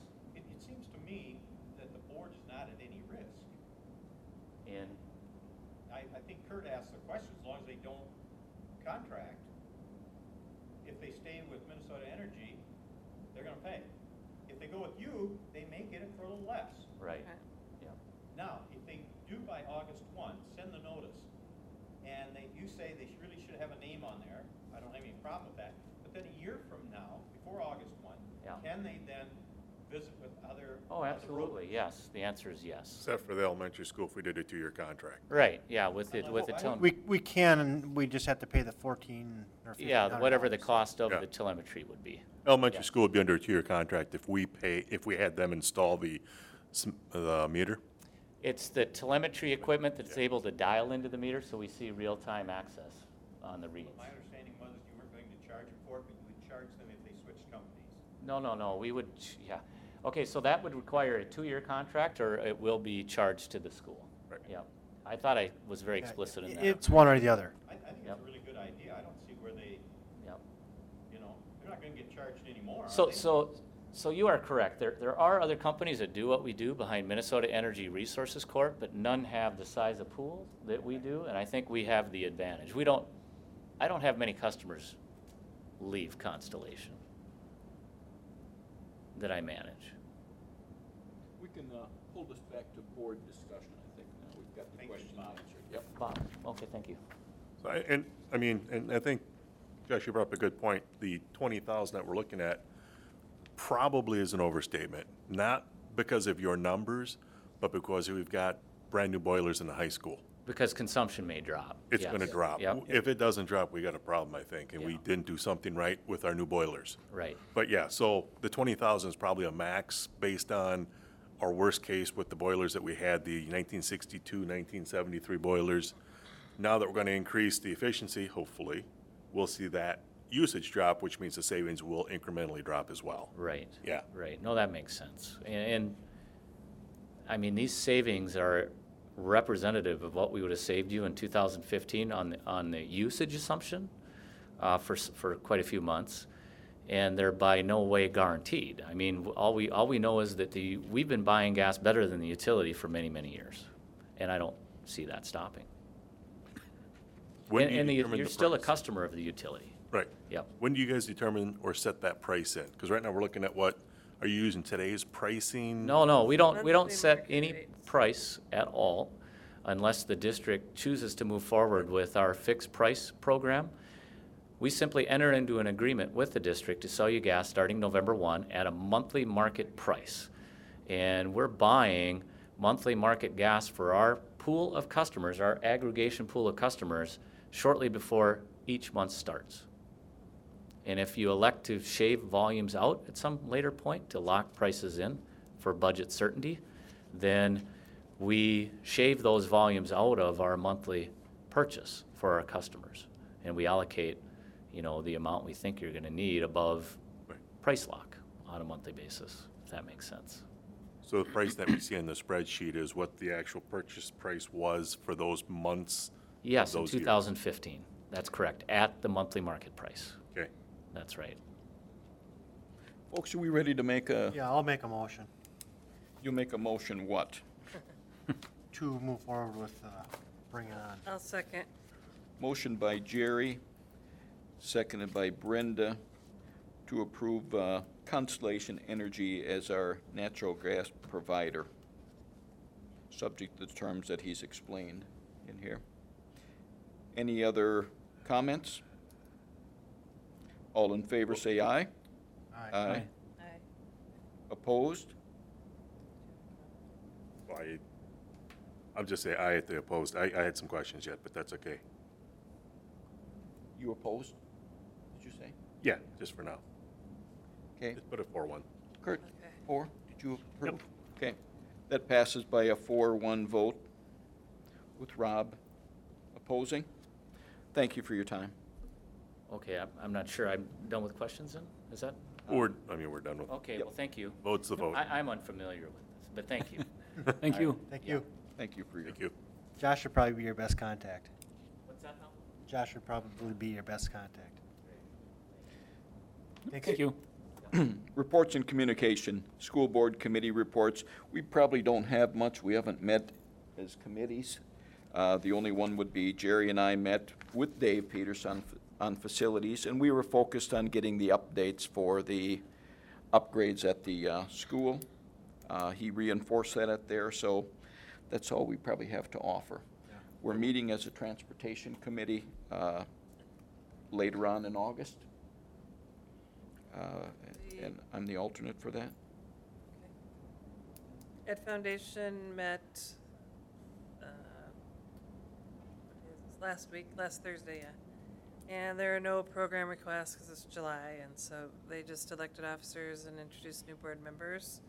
And then GCED will be meeting this week, Thursday night. My bad, we do have committee reports, don't we? Rob? I just wanted to give a quick update, and Kurt as well. We didn't meet, I think, after the last meeting for Weed Tech, but there was a tragedy that happened in July with Mike, our chair, who was also Goodhue County, or the Goodhue School District. Was he the chair at that? Oh, yeah, I won, yeah. Was he the chair at the Goodhue Yeah, School? I believe so, yep. Was in a tragic accident the early morning on the 4th of July and was killed. So, just, I don't know if anyone knew or understand, he was the chief of fire Yeah, down in Goodhue. good guy. Oh, sure. Board chair. Yeah, and he was the chair of the Weed Tech committee. So, Okay. That all for committee reports? Public input. Anyone wish to speak to the board concerning anything board school related? Mr. McGuire? Yes. You're up. I was reading all the rules and regulations of this public input, and I just about stayed home because I didn't know whether I was going to criticize anybody. But I'm not here to evaluate anybody or to criticize anyone. I'm just concerned about maybe some of our spending, and can we take, you know, a look at some of the things that are happening. Like, I think Chris's idea is really a good one. I don't know if his company is the best or not. I hope it is, and I hope it works out. But, you know, I applaud you on going forward with this, because why wait a year to save some money if you can? Because you're not going to be any worse off by not going. If you don't go with Chris, you're probably going to spend more money. So anyway, I had some concerns, and the first one that was brought to my attention, I was reading the Beacon. Not that I want to take any money out of the Beacon's pocket, but here's an ad for Help Wanted, 42 lines by one of your employees at a cost of $167 for an ad. And I'm just asking that, you know, maybe we take a look at some of those things. We pass referendums, you know, and expect the taxpayers to do their due diligence by voting yes, and then we spend money like this. I think in today's technology, this ad could have been a lot shorter and just simply refer to a www whatever for the rest of this information. But $167 is a lot of money for an ad. My next item was, I think you're advertising for a new cameraman or something. I saw that ad this week, I believe, and you have the salary set at $20.02 an hour. How did this come about? I mean, are teacher aides even paid that kind of money? And so, how is the salary set? That's my question. My other question would be, how do we control those hours? When we have varying hours, and that's what it was 10 to 20 hours, let's say it does go to 30 hours sometimes. My next question would be, are there alternatives to this? I remember years back that if we wanted to do a concert, a band concert or something, the band director maybe got somebody to film this, whatever. There was some pay involved, I'm sure, but at $20 an hour, and if they're going to work, you know, 20 hours a week, sometimes 30 maybe, it just seems like that's a lot of money for what we're getting out of that. So I think it's too open-ended, and has been alternatives looked at. My next item was lawn mowing. And I'm not here representing any lawn mowing company either. I'm just saying that many years ago we took a very, very close look. Dave Davidson took a very close look at it, and I'm just hoping, I know why you did it this year. You leased 3 lawnmowers at a cost of something like $350 or something like, I don't know what the cost was, but all I'm saying is that if someone comes forward and says, let's get back into the lawn mowing business, I hope you really compare figures, because the lawnmowers aren't the expense, it's the manpower. And if you take manpower out of the building and put them on lawnmowers, who's going to get the work done? I know why you did it this year. It was because of all the construction. I just don't want you to get hung up in it for years to come without a lot of figures and a lot of questions. The next thing was the snow removal. I talked to you, Bob, about it. I talked to you, Rob, about it. I talked to you, Kurt, about it. And as I was told, you know, it wasn't gonna take very much equipment, we can do it ourselves, we can save a lot of money. Now, all of a sudden, I'm hearing you're buying more and more equipment, and I just want, again, that you take a close look at that. You know, we're here for the students, and maybe we need somebody else to remove snow. How do we get people out there? How do those people then cover their job in the building and so on? I just think there's a lot of questions that need to be asked before we just go ahead and do some of these things. And I know I'm covering a lot, but I was only told I could speak for 3 to 5 minutes, so I don't know where I'm at on that. The last item I have is a sprinkler system that was mentioned earlier this evening. I had a lot of questions on that, and I could not get to the last board meeting, but I walked that field where the sprinkler system was going in, and I went back to look at it again to make sure I was right. Looks to me like that should have been graded before you did anything. Was there any talk about grading that? Is there any talk about, is that going to be the soccer field, or is it going to only be practice? Are there ever going to be bleachers there? And if so, did we put the sprinkler system too close to the west side because you don't want people looking into the games from the east side? Is it going to be fences? Are we going to have to grade that at some time? There's some potholes out there. I'm sure they're going to be filled in and taken care of, but there's some dips. Should that have been looked at a little closer? I don't know what the cost of that was. Does anybody know? Was it 53, 54,000? 55, wasn't it? 55? You know, that's a lot of money to spend without taking a really good look at it. And I do know that after reading the last board minutes, there were a couple that wanted to table it, and I don't see anything wrong with that. And I know the person that bid it said, well, if you don't take it now, it's going to go up. I'd have taken that challenge in a minute, because there would have been more and more bidders, because they already knew a bid that you were willing to accept. So again, I'm just speaking in terms of, I don't know when you're going to go for your next referendum. I don't believe it's this fall, is it? Okay, but I think some of these things, you're going to have a harder and harder sell if you don't watch. Kurt, I think you made the comment to me, I'm sorry, Kurt, Rob, you made the comment to me that now that we've passed the referendum, our job is even harder. Yep. Because we have to decide what we are going to approve. Before the referendum, everything was no. And so now that we do have a little money, maybe we need to put it in the bank, first of all, and then maybe we need to be very careful on what we say yes to. So, and I'm certainly not against that sprinkler system. If that's where they're going to be, I think you need it. I really do. But should there have been more planning and pre-planning with that? I think it's a safety factor. Where were they practicing before? Was there a sprinkler system there?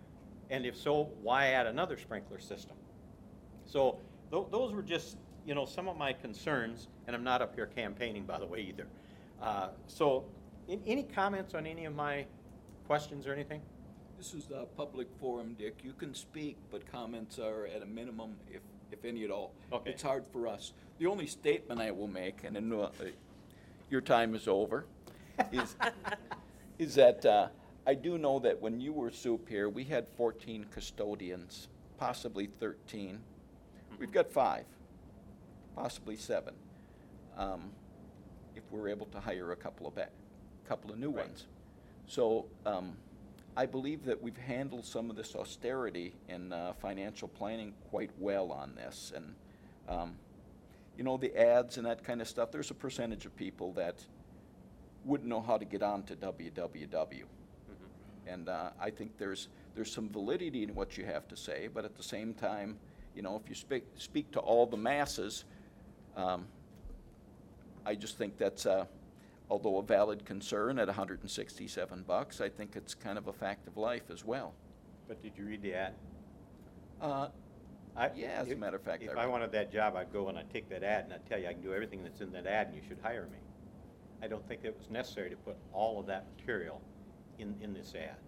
I think your point is well taken, and some of the other concerns, I don't think we've ever jumped into the pool and just said, let's do it, with possibly the exception of that irrigation, which I felt was a necessary expenditure, but at the same time, you know, the guys that wanted to table it, they had a valid point as well. Right. So we'll look into what you have to say. Okay. And again, you Well, you know I get around, Bob, so some of these ideas aren't mine. I understand, but, you know, if people don't come to a meeting, Exactly. don't watch it and take their shots, you know, some of their statements have validity, and others, why don't you just listen to what we have to say? Yeah. You know, So, okay. thanks for your time. You bet. Okay, consideration to approve the finance report. Mr. Davison?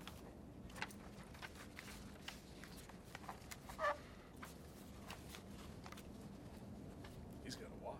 Yeah, I think we're looking at page 11. We'll kind of keep it short. The top part here would be your bank balances. Again, you've got a checking account at Merchants, and then our two TD Ameritrade, which are the long-term facility maintenance bonds, the 2015A and 2016A. You see a total combined balance there about 10.9 million. And not all of the TD Ameritrade stuff or funds are liquid, and as they sit in kind of bonds being interest earned for us. First kind of number to pay attention to, you'll see the cash balance about $4 million.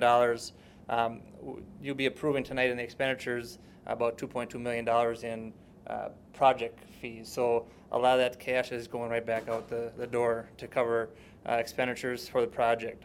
Kind of things to note as you go through, first part of August, you're going to have our debt service payments. In August, they're interest-only payments. In December, you'll see the principal and the interest. About $500,000 will go out beginning of August for those. The Ideas payment, the August 15th payment, you'll see kind of a high amount, nearly $1 million. That is a cleanup of the 10% in fiscal year 16. They held on to it. Most of it gets played out then in that August 15th Ideas payment. And then as you follow through, about $8 million of cash at the end of September is all I have for the one page.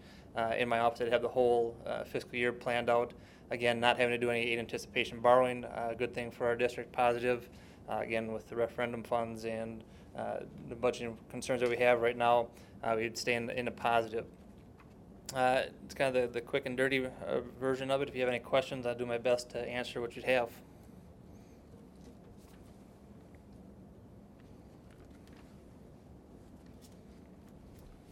Anyone? I'll make a motion to accept the financial report. I'll second. Motion by Rob, seconded by Kurt. Further discussion? All in favor, say aye. Aye.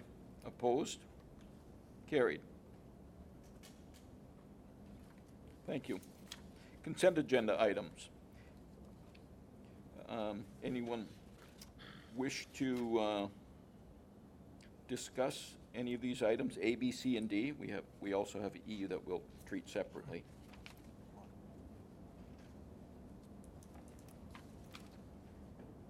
We have our monthly bills on this one now, don't we? That's changed differently, going through the monthly bills. We don't go over that all, just at one, break that down. This here. Yeah? What about it? Usually we would discuss that individually, but now it's on the consent agenda, correct? Right. Okay. That's what I thought we'd look at one of them. didn't know Just Yep. for the expenses in July, Josh, for 46960, it's an Eber tractor for $468. Is that part of the renting of the lawnmowers, or do you know what that might be? No, Dave's not here, but I believe that was for maintenance on the UTV. There's an interval, we're gonna have machine maintained out every 50 hours, 100 hours, whatever it may be. That was to have some maintenance done on the UTV machine. Now, is that, if it's brand new, isn't that all under warranty at this time, do you know? Do you know anything about, I would think that something like that would be warranted for, Service call probably for scheduled maintenance. Bill for me to pull it up, but I'm sure, well, we'll change any materials used during that service are probably our responsibility, Okay. I guess, so. okay. Is it I the s- UT or RTV? The Could it- UTV, the Kubota four-wheel drive. Yep. Okay, maintenance then, okay. Tell me again what number that was. I didn't catch it. That was 46960. 400. And then also, Josh, 47006, Albers and AA Portable Services. Construction is on porta potties now. Oh, okay, gotcha.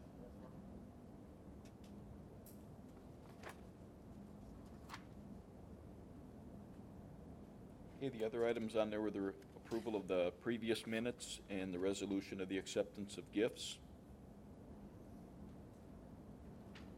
And we had no personnel items. And no gifts either. Wait, no, wait, one Tech- personnel item, isn't there? A new hire? Yes, for there tech? was a new hire. Yeah, And where does that, I thought that came in on the, nope. on the later. Did we move that? Sorry. Technology support. What's that? Where you wanted to put mine? That was Yep. the football. This is Yeah. technology. This is tech support. Yeah. There's a tech support under the personnel listing. Is that the same as item 6 under new business, do you think? Auditorium tech position? I'm sorry, you done, Bob? No, I'm just. Really? We don't have a new hire listed there, but, Correct. That's what, tonight you would find out that name, that's the person that needs to give her 2-week notice. So she has asked not to have her name disclosed tonight. If you wanna remove that hire, we can do it in August. do you think that'll inhibit any of our process at all by taking it off? Okay. No, just for courtesy of her. I understand. It's summer, it's vacation, Yep. the employer's on vacation. She didn't want that to be announced. Oh, And have her employer watch the video and oh. Yep. That's understandable. Would you like to put that off, that new hire, or are you comfortable with the hire not actually knowing who it is? I would be comfortable with not knowing who it is. It's whoever did the interviewing and the approval process. the interview team, it is coming from, the process. I personally, I'd go on their recommendation, but Yeah. that's just me. I don't When- have any problem with it either. When's their start date? August 15th is when she will start.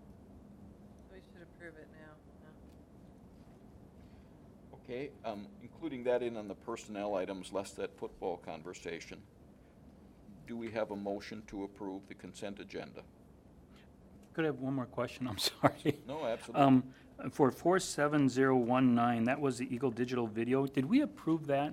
Do you remember, Josh? I believe that was back before track season started. Yeah, And I'm not sure, I just can't remember approving it. and I- or not, but, I know, conversation in our office, it was approved through that, I'm not sure if it brought to the board, I went back and did. Yeah, and I just know capital, anything over 5 is supposed to be approved, and I don't know if we approved it, and if it is, just for future reference, that we probably should make sure that if it hasn't been approved, I'm not saying it is or isn't, but I just can't remember. What number? 47019. Track. I was thinking we approved it. I thought, You were thinking we did? I was thinking that we did, because it was a long conversation. Eagle Eye Digital Video? Prior to track season starting, Yeah. it's the tie-in equipment, so the laptop involved, the cameras, and some of the Yeah. software equipment involved in that expense as well. Well, I think, point well taken. If it's over $5,000 and we haven't visited it, we just remember to do that in the future. I have can't, it we brought may to have, us. I just, Would that have come through Jake, though? Yeah, we purchased it, and same deal, I don't remember if we did it 100% or not, but I do remember having a Yeah, conversation. we had long with conversation on it, Ned because saying, some of us weren't clear on what that equipment was or what it was gonna be utilized for, and then it Last was meeting? explained out. No, it was months ago, before track season, last spring. it'd be in the minutes. So, Well, at this point in time, it's been purchased. Like Kurt says, we just have to be more diligent about making sure purchases like that get run before us. Yeah. Yeah, I think Okay. that was like a February-ish conversation. Probably. Okay, motions here? I'll make a motion to approve. I'll second. Motion by Jerry, seconded by Kurt. Further discussion? All in favor, say aye. Aye. Opposed? That's carried. Jake, talk to us about a football hire. Yeah, last month you approved assistant coaches, and I think I mentioned that there'll be one more, at least one more for football coming. This is TJ Martin, looking to be a junior high football coach. He's a Bomber alumni, former Bomber football player. Currently has been submitted for a background check and going through that process, so looking to add one more football coach here to the list. He's And he- for 7th grade?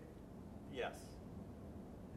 And again, he's going through all the process that everyone else does. We're not adding a nickel to our budget. It's all getting paid within the program, the booster club, and there's maybe even splitting money between coaches.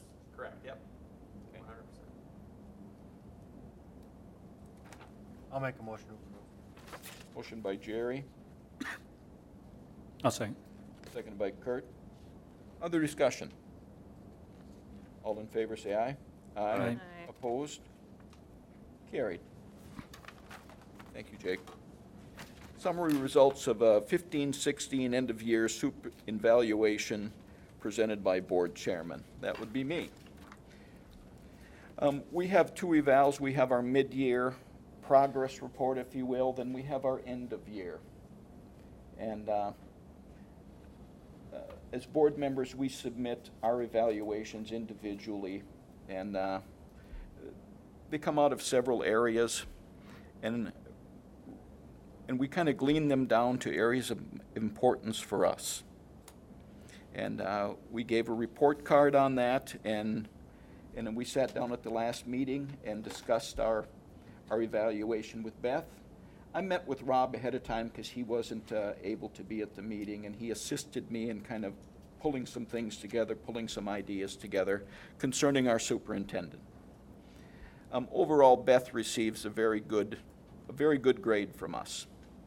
There's always areas of concern. There's always areas that people can get better. We believe she's done an outstanding job, along with her support staff, in getting our referendum passed. And we gave her very high marks for her fiscal responsibility, her charge with finance. And again, that goes with the whole team, by the way. We acknowledge that. Technology has been a big push for our district as well as every other district around. And we found that through our past tech director or through just communications issue, that as a board we felt that we should be more involved or more up to date on a continuing basis, because as a district we're spending a lot of money to improve our technology with our students, and we feel like that, along with the one-to-one curriculum and technology, needs more accountability. That doesn't necessarily mean the superintendent, but the buck stops there. So we're requiring much more interaction about our technology initiatives, and we will be meeting, or they will be presenting to us on a regular basis of this upcoming year. The communications, that's an area that we think our superintendent can improve upon. And not to denigrate or downgrade, that's just an area that we all can improve upon. When you deal with the number of staff that we have, that always becomes an issue, but we're working toward it, and she's acknowledging that, and the communications or the community relations component, it remains strong. We've had a positive interaction with our community.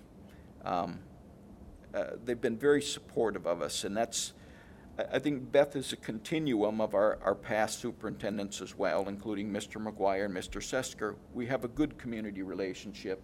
She plays upon that, builds upon that. We're very pleased with that. I think overall, we gave her some very good overall grades, and I think we were very honest with her in what we expect in the future and her performance to date. So I'd like to thank Rob for that, because we had quite a long conversation, but I would say that the areas that we deemed of mild concern or interest to all of us was pretty universal. We want our tech initiative to continue on a strong basis. We want to be kept more up to date on it. And we've made some changes in our approach to tech that we all supported, and we'll continue to support. And by getting positive input from our new staff person, as well as everyone else involved, including our principals, we think that'll be a big plus for us this upcoming year. So overall, she gets very good grades. Nobody's perfect, but she's done a nice job for us. And again, we'd like to just acknowledge our support staff, who's been instrumental. It wasn't that long ago we had a couple more people in that office, and now we're kind of threadbare, and you've done an outstanding job for us, and we acknowledge that to you. So that's not a board action item, it's just more of an update. I don't know if anyone has anything to add to it. Rob, you weren't here, but you were of great help to us. Anyone else? We're moving on. New business, consideration to approve the resolution relating to the election of school board members and calling the general school district election and special election. A mouthful. I'll make a motion to approve. I'll second. Kurt and Rob. Do we need to read that resolution now? Is there one? Okay. All right. This is for approval of the resolution relating to the election of school board members and calling the school district general and special election. Going be it resolved by the School Board of Independent School District Number 252, State of Minnesota, as follows. It is necessary for the school district to hold its general election for the purpose of electing 3 school board members for terms of 4 years each, and its special election to fill the vacancy in term of school board member expiring on January 7th, 2019. How about this? The general and special election is hereby called and directed to be held in conjunction with the state general election on Tuesday, the 8th day of November, 2016. Is that good? All right. So we have a motion and a Take second. a roll call on that. Kurt? Yes. Jerry? Yes. Bob? Yes. Brenda, yes. And Rob? Yes. Okay, that passes by a 5-0 vote. Next item, consideration to approve the resolution approving and authorizing the submission of the district's 10-year plan to the Minnesota Department of Education for the remaining years of the long-term maintenance plan for our school district. I'll make the Oh, we need a motion. motion. I'll make the motion to approve the resolution. I'll second. Motion by Kurt, seconded by Jerry.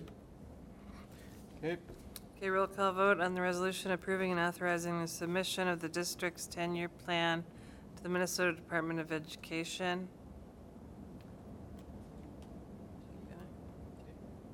Is that good enough?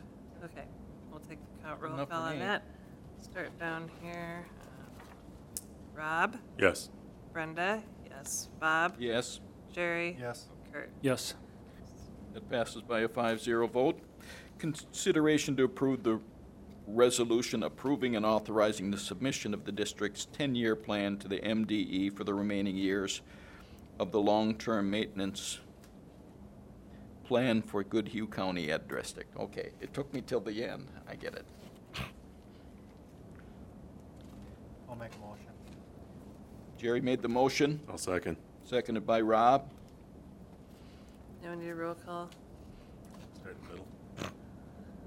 on the resolution approving school district number 6051, long-term facility maintenance 10-year plan.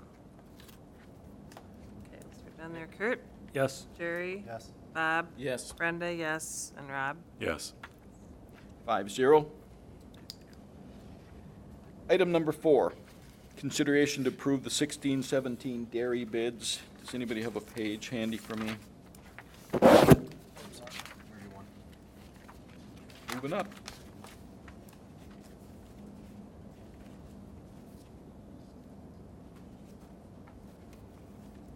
There's only really one bid, Casey's Co-op. Just put it based on last year's usage, what the cost would be based on the current bid. Casey's Co-op would be about $41,000. I put the information on the right side, the escalator clause effect, just as an FYI. We can either go with a firm price or an escalator clause, and interestingly enough, last year, by having the escalator, we actually saved about $2,500, I believe, no, $2,000 last year. The escalator cost was much more advantageous to us than a firm price. Based on what they bid, escalator and firm, I would recommend that we stay with the escalator again coming year. But again, just the one bid, AC Co-op, and by all accounts on my end and with food service, it's been a great company to work with. So would this have to be specific to the escalator cause or not? I don't think so. I think we just had approved AC Co-op. I'll make a motion to accept the dairy bid. I'll second. Motion by Rob, seconded by Brenda to accept Hastings Co-op once more is our dairy bid. Any questions? All in favor, say aye. Aye. Opposed? Carried. Consideration to approve the 16-17 bread bids. Page 32, and that's just, again, last year's consumption put together with the current bids from the two vendors, Bimbo Bakeries and Panagos. Bimbo is our current provider. Based on last year's usage and the current bid that they put for fiscal year 17, just about $200, they'd be a better choice for us. Again, on all accounts with the business office and with food service, a very good company to work with, and that would be a recommendation is Bimbo Bakeries or Bird Cribs. Okay. Bimbo Bakeries previously were what? Do you recall? Ton of names. Sara Lee would be. Sara Lee. that would stick out. That's what I was thinking of. Yep. Yeah. So the low bid and the recommended bid. Yeah, I'll make a motion to approve Motion by Brenda, Bimbo Bakeries. I'll second. second by Rob, or Kurt, sorry. Any other discussion? All in favor, say aye. Aye. Opposed? Carried. Consideration to post and hire a part-time auditorium tech position. Anyone wish to speak with that, I can. to that? Thank you. This was the ad that Mr. McGuire was referring to, and maybe we got a school discount or something, but it was only $51 this ad. So this is the ad that was mentioned earlier. This is not a new position either. It was a combined position. That person no longer works with us, and we're looking to just pull this piece out for somebody to work in the auditorium around sound and lights when we have concerts and events and plays and stuff. For clarity with that, Jake, Dick had a good question as to how do we go about determining salary or wages for this person? Yeah. Beth and I worked on it, and we decided to go straight off of take the same salary as the tech support positions. So that's a contract that we have. So this won't be on that contract, but we're taking pretty much the same contract and making it its own. I'll make a motion to post to hire the part-time auditorium technician position. Jerry made the motion. Second? I'll second. Seconded by Brenda. Further discussion? Dick brought up a point also, are there other options that we have? Have we explored any other options? I know at one point, I know Beth was very good at, I'm not saying she's not anymore, but looking at a lot of different options and avenues. Is there? You know, this stuff's pretty high tech, and it was kind of left. It was kind of in a position where nobody knew how to do it. I could get in any building in that school except for that room. It was one of those things that nobody had access to it. So at this point, we're kind of looking for somebody who has some experience and can put it back together a little bit and work with us.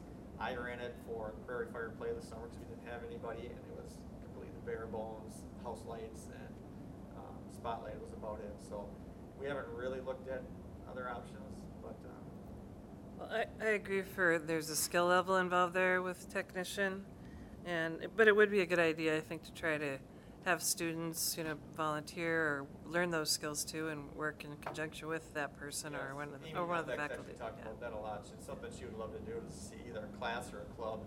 It's where we get more than one person who knows how to run that room. Maybe put together. It's kind of a two-person job too, from what I understand, because where the lights and where the sound is. So we might need more than one person in there anyways.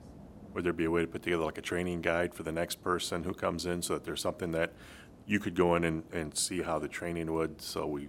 Yeah, I think it's a great idea. I mean, for Prairie Fire, I called Dave Davison, who hasn't been here for a number of years, and he just told me what he can remember, and we were able to get it going good enough. So it's something that needs to be done because we were left with nobody had any idea how to run any of it. So. Whenever we put this on here that it's flexible, we really reduce the number of applicants for a job because we could be asking them to come in at 10 a.m. We could be asking them to come in at 9 p.m. And so I think that a little bit of that goes with an increased wage as we require that flexibility. And it doesn't fit everybody. It's going to be either kind of the person that you look at, maybe a retiree or somebody who's going to school, because there might be a school event, you got to run it at 10 o'clock in the morning, and lots of the concerts are at 7 o'clock at night. So I've had a couple emails. I think 3 people have inquired about it already. So. But the schedule should be set out there a ways, right? It's set, yes. Yes. So it's not like, oh, by the way, we need you tomorrow morning. Yeah. Yeah.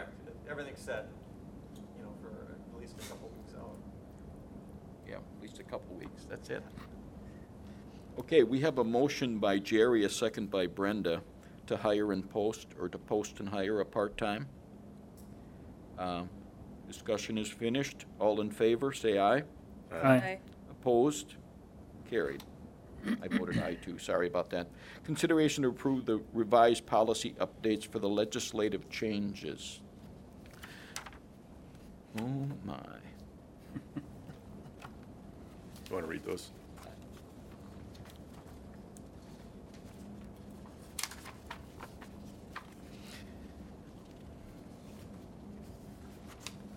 So are we, I'm at a loss here. Consideration to approve the revised policy updates.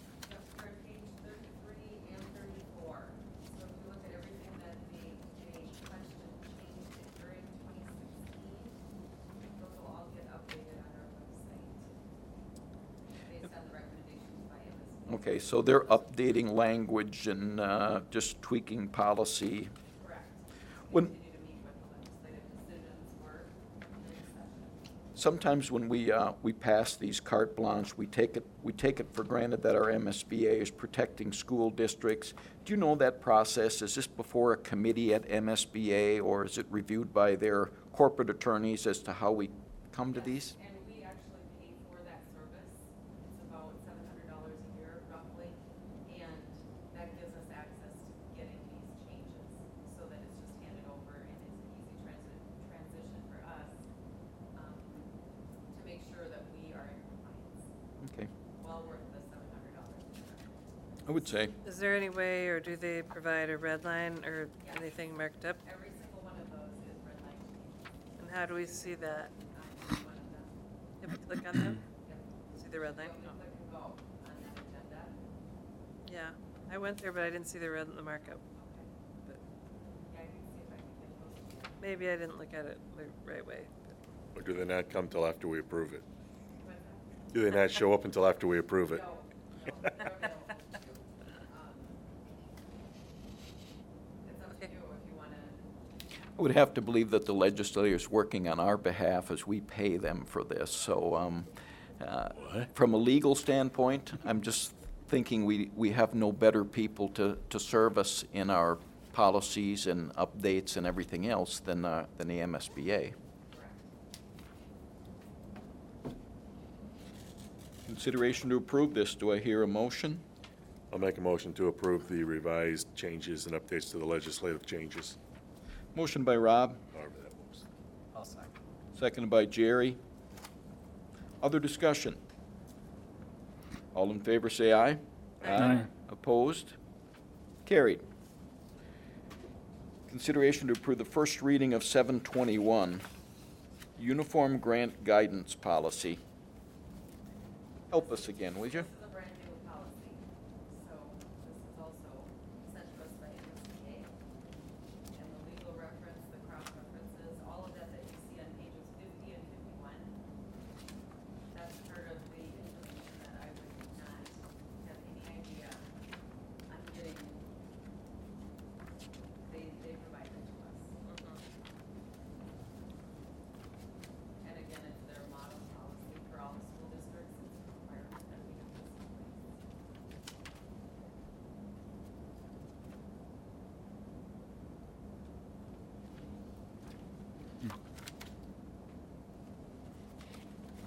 This is our first reading. Yep. I would request that we agree to it for our first reading, and we can be brought up to date and look at it more in depth at our second reading. You okay with that? Jerry? Made the motion. Do I hear a second? I'll second. Oh, sorry. Second by Kurt. Good race, though. Any other discussion? All in favor, say aye. Aye. Opposed? Carried. Consideration to approve the 16-17 list of mandatory policies. Page 52. Thank you, Chair. This is the list you do every year, during July or August.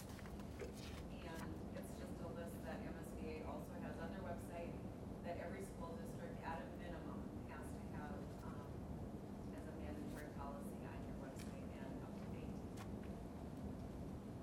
I guess in looking at these, I had one was for, I think the one for the internet acceptability, I think I understand that.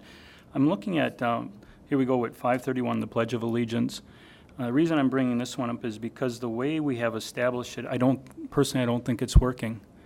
I know it's for the teachers to do according to what they wish. Listening to students and asking them questions, it almost sounds like it's fallen to the wayside. I don't hear a lot of teachers saying the Pledge of Allegiance in class. By building. I think Right. elementary schools doing it. Elementary, yes. High school, no. And I know in policy it says every Thursday. So that being said, I certainly approve most of them except that one. I think I'd like to bring that up for reevaluation. Not here tonight, but maybe at another time. That's a whole different subject, right? Sort of, the policy actually says that we will recite it one or more times per week. So as far as a policy goes, Okay. they are satisfying that. If the board wants to make a recommendation to the Sure, okay. I gotcha. and the staff Sure. to encourage them to do it on a Okay. different schedule, But I Sure. don't think it's being said not as a policy. one time or more a week, though, from what we're getting. We're being told it's not being said. That would be an issue of. That's a whole different issue. complying with Enforce. the policy. Right. I Yeah. don't think you'd want to put it in and say that we will do it 5 days a week, to set yourself up for a violation of policy. Well, that could be a whole different issue too. If it's one of those things where we establish policy, I'll go back to saying I'd like to see it said 5 times a week. So in that case, I'd say no. I'd like to see it 5 times a week in this policy if we're approving this policy. So I know I said I'd bring it up every year, and here it is. So I would like to say that it's school-led, not teacher-led. I would rather it be led by the school, the building, so we know it's being said, whether it be by recording, by student, by teacher. Otherwise, you can say it 5 days a week, but if the Correct. teachers still aren't doing it, we're in the same boat 5 times. go ahead, Jerry. So, just for clarification on this topic, this is just the MSBA mandatory policies that we're approving, correct? Correct, and our policy does say that we will recite it 1 or more times per week. And it doesn't differentiate 1 or more times for the elementary as opposed to the high school. So if in fact the high school didn't say it at all and the elementary said it 4 times, we're in compliance with policy. You're in compliance with the policy, and I think that that would ensure that if a class was on a field trip, let's just say, that someone's not gonna come back to you and say, my kid did not say it 5 days a week, and your policy says 5 days a week. It Okay. says 1 or more times. So it doesn't matter how it's said then, right, Lori? I mean, this is just, because like what Rob was saying, because on this policy that we have, this policy that's in our district policy is different than the the Minnesota state statutes. No, I Correct. think it's the No. same. No, I think it's the same. This is the MSBA policy. Yeah. policy. Yeah, We've adopted copied it. We adopted it, but If it ours says it'll. allows for up to 5 times a week, because it says 1 or more times. Yeah. My question is, it says how we say it too. On this policy that we have in 531, it says we say it either through intercom or by the teacher. And so I think that's what Rob was referencing to as well. So do we look at this policy, or is this separate from the MSBA policy? This is MSBA's policy. With the intercom and all that? Okay. See, that's where I would say we say it by intercom, because I don't know if, personally, I don't think we should have it being said by the teachers. But you need flexibility there, because some days it might be on the intercom, some days it might be teacher-led, some days it might be student-led. I mean, it leaves you flexibility for your curriculum that day and for either the administration or the teachers to implement it. That's, You do have teachers who feel very, very strongly, and they start their day off by standing up and reciting. Run- like you do right. every meeting. right, and that's where I agree. And I think if we're passing this policy, I disagree with this policy about intercom versus teachers. You look at other schools that are out there, and they start by intercom every day. And I think this whole thing about teachers not being able to start school on their own terms, I don't agree with that. I think that when this came up before, we did check with the other HVL schools, and there was only one public school that said it every day in the high school. And we do say it every day in the elementary. All right, we can encourage, or we can put in a request to the administration to say it more often in the high school, but I don't think it needs to be in the policy, a certain number. I would like to remove 531 from this vote tonight, approve the rest, and leave 531 to be discussed and brought up at another meeting. I think I think we're mixing what's being voted on here versus what we're talking about up here. No. If we Yes, we approve are. this, if we approve this We're policy, approving we're good for the next MSBA year. policy the approval to say the Pledge of Allegiance. Nope. What we're saying is we want it said in Cannon Falls different. No, I This think is Cannon right Falls here, Jerry. policies we're approving. I think just say here, These Jerry. are the policies that This- we approve for our district. This is a policy here, and then in here it says, if we agree to this policy, then it means that we have to go with, whether we go with intercom and/or teachers directing. So that's part of the policy, not just the one to, The word or gives you that flexibility, yeah. And that's, and you don't want the that's where I'd be in, just, we could talk about it another time. you Yeah, know. and Can we change policy even here right now? I don't know. You know, let's jump back to other committees for just a moment. When we've had, when we were going through our facilities discussion of whether to hire UNESCO, we plugged in with our liaisons on that committee, and we, you know, rather than spend a lot of time at this level with it, we ask for their opinion and we endorse their opinion. We've done that with transportation as well. Has this run through the policy committee? No. No, the specific policy has not been brought up individually. It's been, this as a general, all 100-plus policies, but was 531 ever brought up to ask to be changed? No. No, these items that are on here went through policy first, and the majority of the policy committee said, go ahead, everything looks fine. So this mandatory list, policy 721, and the legislative changes. And you were in on the emails as well. Yeah, we've not had a meeting to say, do we want to change a No, policy? but you did do it by email, and I didn't get a Right. response. I didn't realize this was going to be on here. And I guess I'm looking at it from the board going, when I talked to MSBA before about changes of policy or things being brought to the board, there's two ways. One, it's brought from committee, or two, it's brought from the board back to the committee to be rediscussed and brought back. I guess I'm hearing that we'd like to take this from the board to the committee specifically to be discussed. Well, At least a couple of us are. Yeah, I just think it should get discussed through committee and first, and bring back a recommendation of the whole committee. That would be how I would feel more comfortable.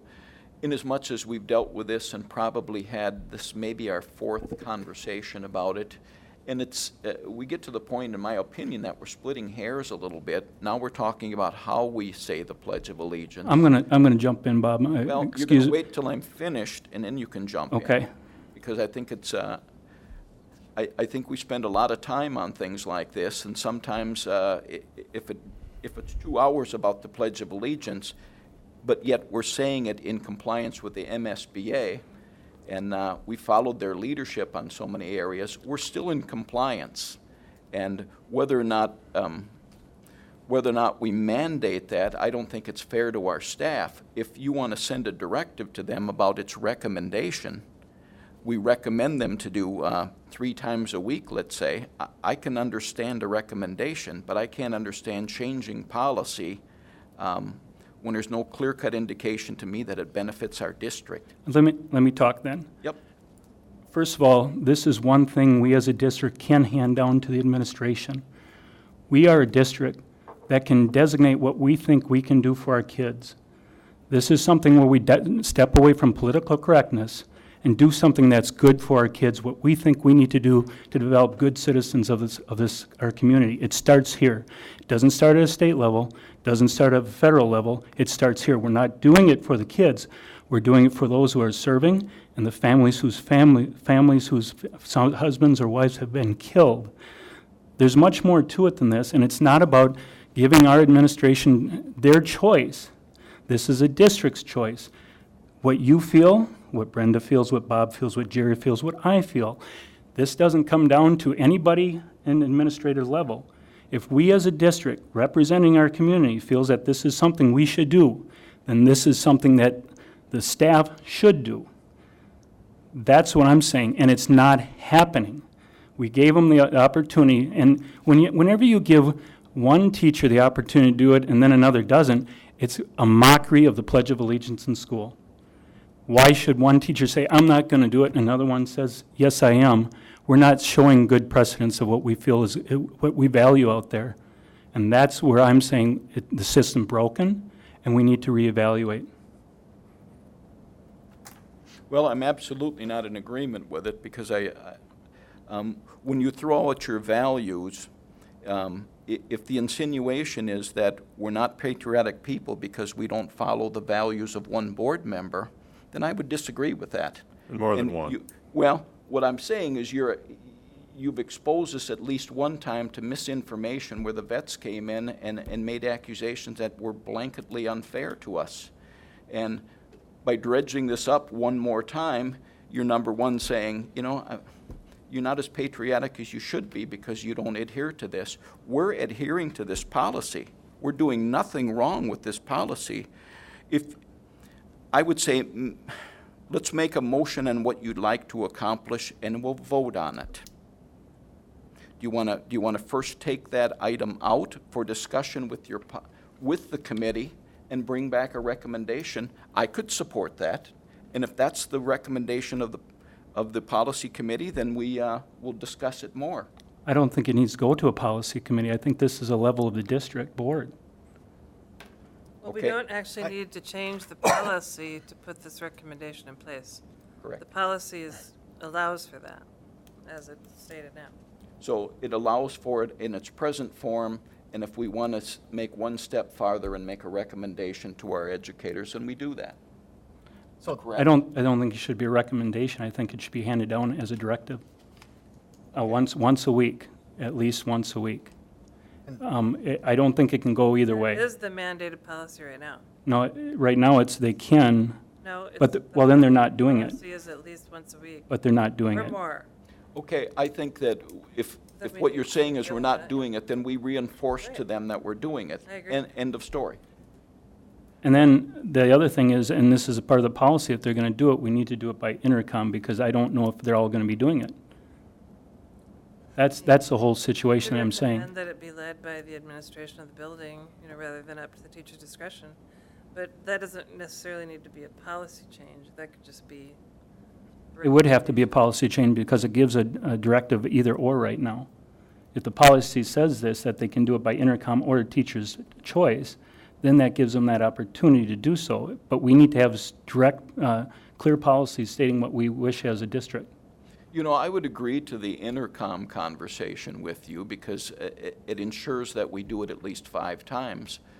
But I'm not sure I'd go any farther than to make some mandate about it being done at both levels of our school. That's a decent point. The intercom gives the whole school the opportunity to say it or not say it. I guess I can agree with that. I just don't want to tell our teachers that every day you're going to say this at both levels, and I think we've had prior conversation about that.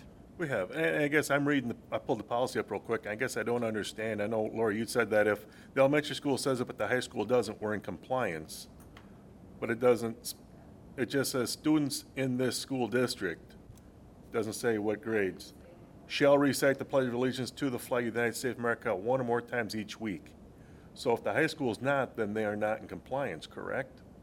So if a teacher decides not to, that would make them not complying with the policy, right? That's how I interpret this policy. I looked at it too. I interpret it as the district says it a minimum of once a week. Right, but And if you do go to that intercom part, what will you want to have written in there for teachers who want to say it in the classroom? That shouldn't necessarily be a choice for them. That should be a directive of the administration coming down through administration. We have intercom, we spend a lot of money on intercoms, it's there for them. It's a way to start the day. I don't see where, and I don't want to be ignorant here, but I don't see why that would be a problem. And I may be talking out of turn there, so. We don't have the administration here, our principals here, to discuss the not the validity so much as whether or not that's a practical solution for them, but I don't see why we can't give it a shot and at least use it for the time being, maybe use it for the first semester, the first quarter, and they can report back to us what their issues are. I don't think we're changing the policy. The only thing I would say is that as a district, we're taking it to the school intercom. Otherwise, it's supposed to be said once a week at least by all students, regardless. Now, I understand if a student's on a field trip and that day happens to be the day, but I guess that's better than what we've got going on where at the high school level, it may not be said at all for months. Yeah.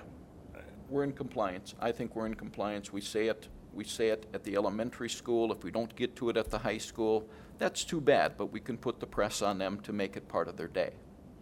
And at least It once needs a to be week. said once a week in the high school too. At And we least. were told before that it was being said And it's on not. Thursdays or during a certain time. And That's the same I think day, we yeah. all agreed that that was what should be happening. And I guess, and maybe Kurt, I don't want to speak for you. I guess I would like to see once a day. I understand situations come up, but I definitely want to see an intercom. I'd like to see option B and not option A, because option A does not seem to be happening like we thought it was. Well, I'm going to make a motion to approve the list of mandatory policies to include the policy of the Pledge of Allegiance. Motion by Jerry, I'm gonna second that. seconded by Brenda. Other discussions? So we're not, what's about Well, 531? The policy as written doesn't mean that we can't recommend something. Policy can go back and have conversation with the committee if you want it changed. I mean, and actually, it's not being changed necessarily as much as being enforced or Yeah. Enforce. in compliance with. Because I guess at this level, are we saying we're not in compliance right Or now? enforce it at a higher level. We're not happy with once a week. We want it more than once a week, you know. Well, I mean, that's. If allowed you want for to set it in the once a week policy. on intercom, that's, Yeah. I'd say if we could include that by intercom, yeah, You but know. I'm saying you want the Pledge of Allegiance included in your mandatory policies. correct? That's all this is telling us. Do you want it or you don't want it? It's one or the other. It's not how many times a week, it's not how many Oh, times. okay. I see what you're saying, Jerry. Yeah, I'm just saying, this is to approve all the policies to include the pledge, saying the Pledge of Allegiance. If we want to change a certain policy for whatever reason, that's a completely separate conversation. But this is to approve all the mandatory policies to include the Pledge of Allegiance. Well, okay, this is getting crazy, but still, we're approving, we're still. It's 8 o'clock and we're talking about the That's Pledge all of right, Allegiance though. for 25 This minutes. is important. This is It important. Now, listen. We're approving policy 531, and that's what we're discussing here, 531, how it's written. So we're still approving policy 531, how we want the pledge written. So it's not just approving that we say the Pledge of Allegiance, we're approving policy 531. And this is 531, correct? Correct. So what we have to do then is either take this one out of here for now and approve the rest of the policies and move on and decide what we want to do with policy You can always 531. go back and have committee on 531 and come with recommended changes. And come back with recommendations. That's all. Our recommendations come from the board, though, not from the policy committee. It comes from the district right now, what we want, not from the policy committee. The decision is being made by the board whether or not we want it said over the intercom, correct? Correct. Well, that's what I say. And I look at it as A is not being done, so B should be done to make sure it's being done. Right, that's Is that? correct. I think Jerry's statement and motion, is exactly correct, in my opinion. We're okaying the policies as presented. And we have a motion and a second to okay these policies as presented.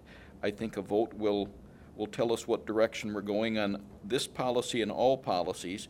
And if we want to meet at a sub-level with the policy committee and they want to make a recommendation that we say it this way or this way, we can listen to that. But right now, I think we've got a motion and a second on there, and we're starting to be redundant in our statements.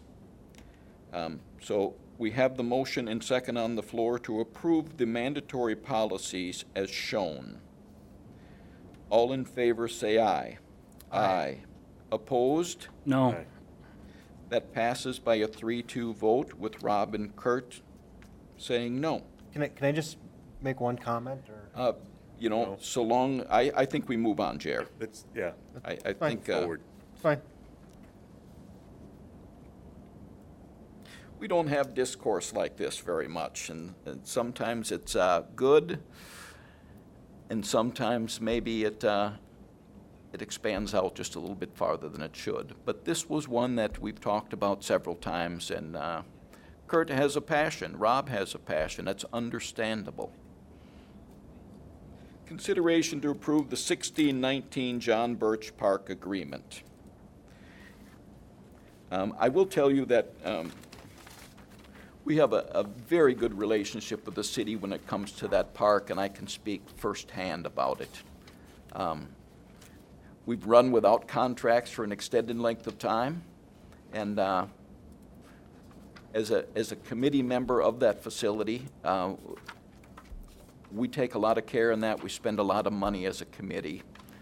The cost of lights, the cost of maintenance to us is very minimal, but this just reinforces that.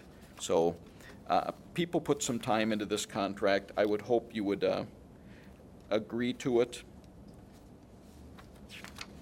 and we can move forward with it. It's a good contract for us. The only question I have is, are there any changes from what we've had previously? I know we've run without contracts. We had a contract before this, right? We've had a contract before, and then it lapsed out, I think, for up to a year. Okay. So is it pretty much mimic the old Yeah, contract? it is. Okay. Just to extend it 3 years instead of yearly. Yeah, so we don't have to That's the mess only with it change. on less of a basis. So I'll make a motion to approve. Jerry made the motion, I'll second. Kurt made the second. Any other discussion? All in favor, say aye. Aye. Opposed? Carried. Consideration to approve the 9-day annual health and safety contract with IEA. Help? Yes, that contract, we are currently utilizing IEA for services, and their proposal is giving us 3 options, and Dave would like to go with that 9-day. They're currently using 5 and could use a little bit more. Now, I was reading, a lot of this is about what mold, radon mitigate, is it training? And then air quality and different things? I think Beth made a comment that 11 days is standard and we're at 9. Now, with all the new construction, should that be higher or lower? How would that affect the training or the requirements by the staff? No, he felt that the 9 was going to be sufficient. We're at to 5 help now. him out with the blood work pathogen, and the school startup for all staff and materials. So is this a 3-year contract then? No, 2, 2-year? and 19. June, okay.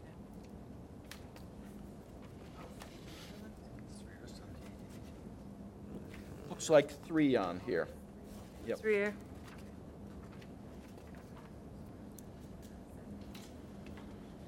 I'll make a motion to approve the 9-day annual health and safety contract. Thank you, Kurt. Motion by Kurt, I'll second. seconded by Rob. Other discussion? All in favor, say aye. Aye. Opposed? Carried. Consideration to approve the 1618 custodial contract. On page 68, 69 are the red line changes of the agreement and negotiating team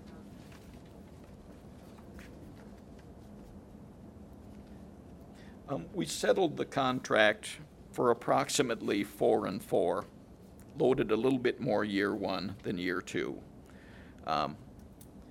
As a group, I think we should recognize that they're doing more with less staff. Because of less staff, they have more updated equipment, which is certainly helping us out. So, again, I think they're doing more with less. Some of the things that we cleaned up is we don't have cleaners anymore, or don't have them at present. That remains to be seen if they'll be added again. But there's no point in having the statement of cleaners in there. We enhanced the language on here slightly to include that not only is our building a building or buildings, it's also grounds, so we added the terminology in grounds. We have, let's see, Jer, where are we?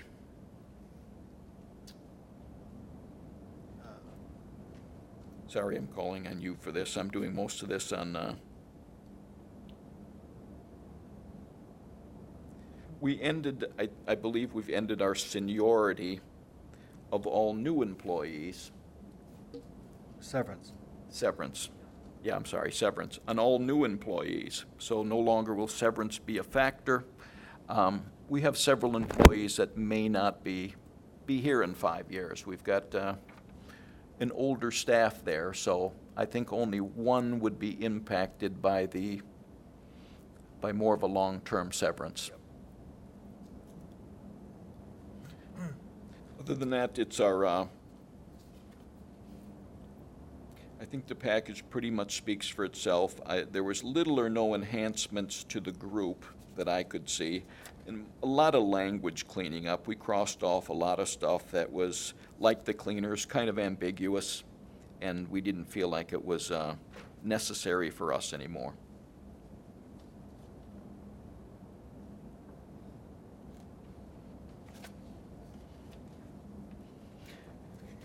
What's that? So I wish I would've brought my negotiation sheet. Yeah, Read off yeah. on this. Once we're finished negotiations, when it's 2 and 3 weeks old, then we're working on memory quite a bit. But the negotiations went pretty well this year. It was a little maybe longer than we thought, but we had some cleaning up to do. New representation from the union as well, so bringing her up to date on our procedures and such took just a little bit more time. I'll make a motion to approve this 2016-18 custodian contract. Motion by Brenda, I'll second. second by Rob. You lost Kurt. Any other discussion? All in favor say aye. Aye. Opposed? Carried. Trouble with only meeting once a month is we got a lot of stuff to do. Our next regular board meeting is August 22 at 6 p.m. in here, one more time. Truth and Taxation, we got to set a date for that, I think. Second reading of 721. Please keep that copy here so you can review that for next time. Consideration to approve the restrictive procedures policy from Goodhue County. Consideration to approve the list of policies requiring annual review. And as usual, other things send to admin's way, and we'll put them on there if they're pertinent to what we're doing at the time. Anything else? I wonder if there's, for next meeting or just some time in the future, we pay so much for those speaker systems for graduation. Don't have any idea what the costs are for something for a quality piece of equipment like that, but for what we are charged for that, I would just wonder what type of, looking down the road 10 years from now, how much we'd spend on that versus buying our own. You know what I'm saying? Is that something that could be looked at? I think it's like $3,000. But I don't know if in 10 years what the good quality of those will be versus new quality. Right. Just something to consider. I think it's something we can certainly bring up, and maybe we can even get some numbers together before the next meeting just so we can look at them. Okay, I would look for a motion to adjourn. I'll make a motion. Motion by Jerry, I'll second. second by Kurt. Other discussion? All in favor of adjournment, say aye. Aye. Opposed? We are finished.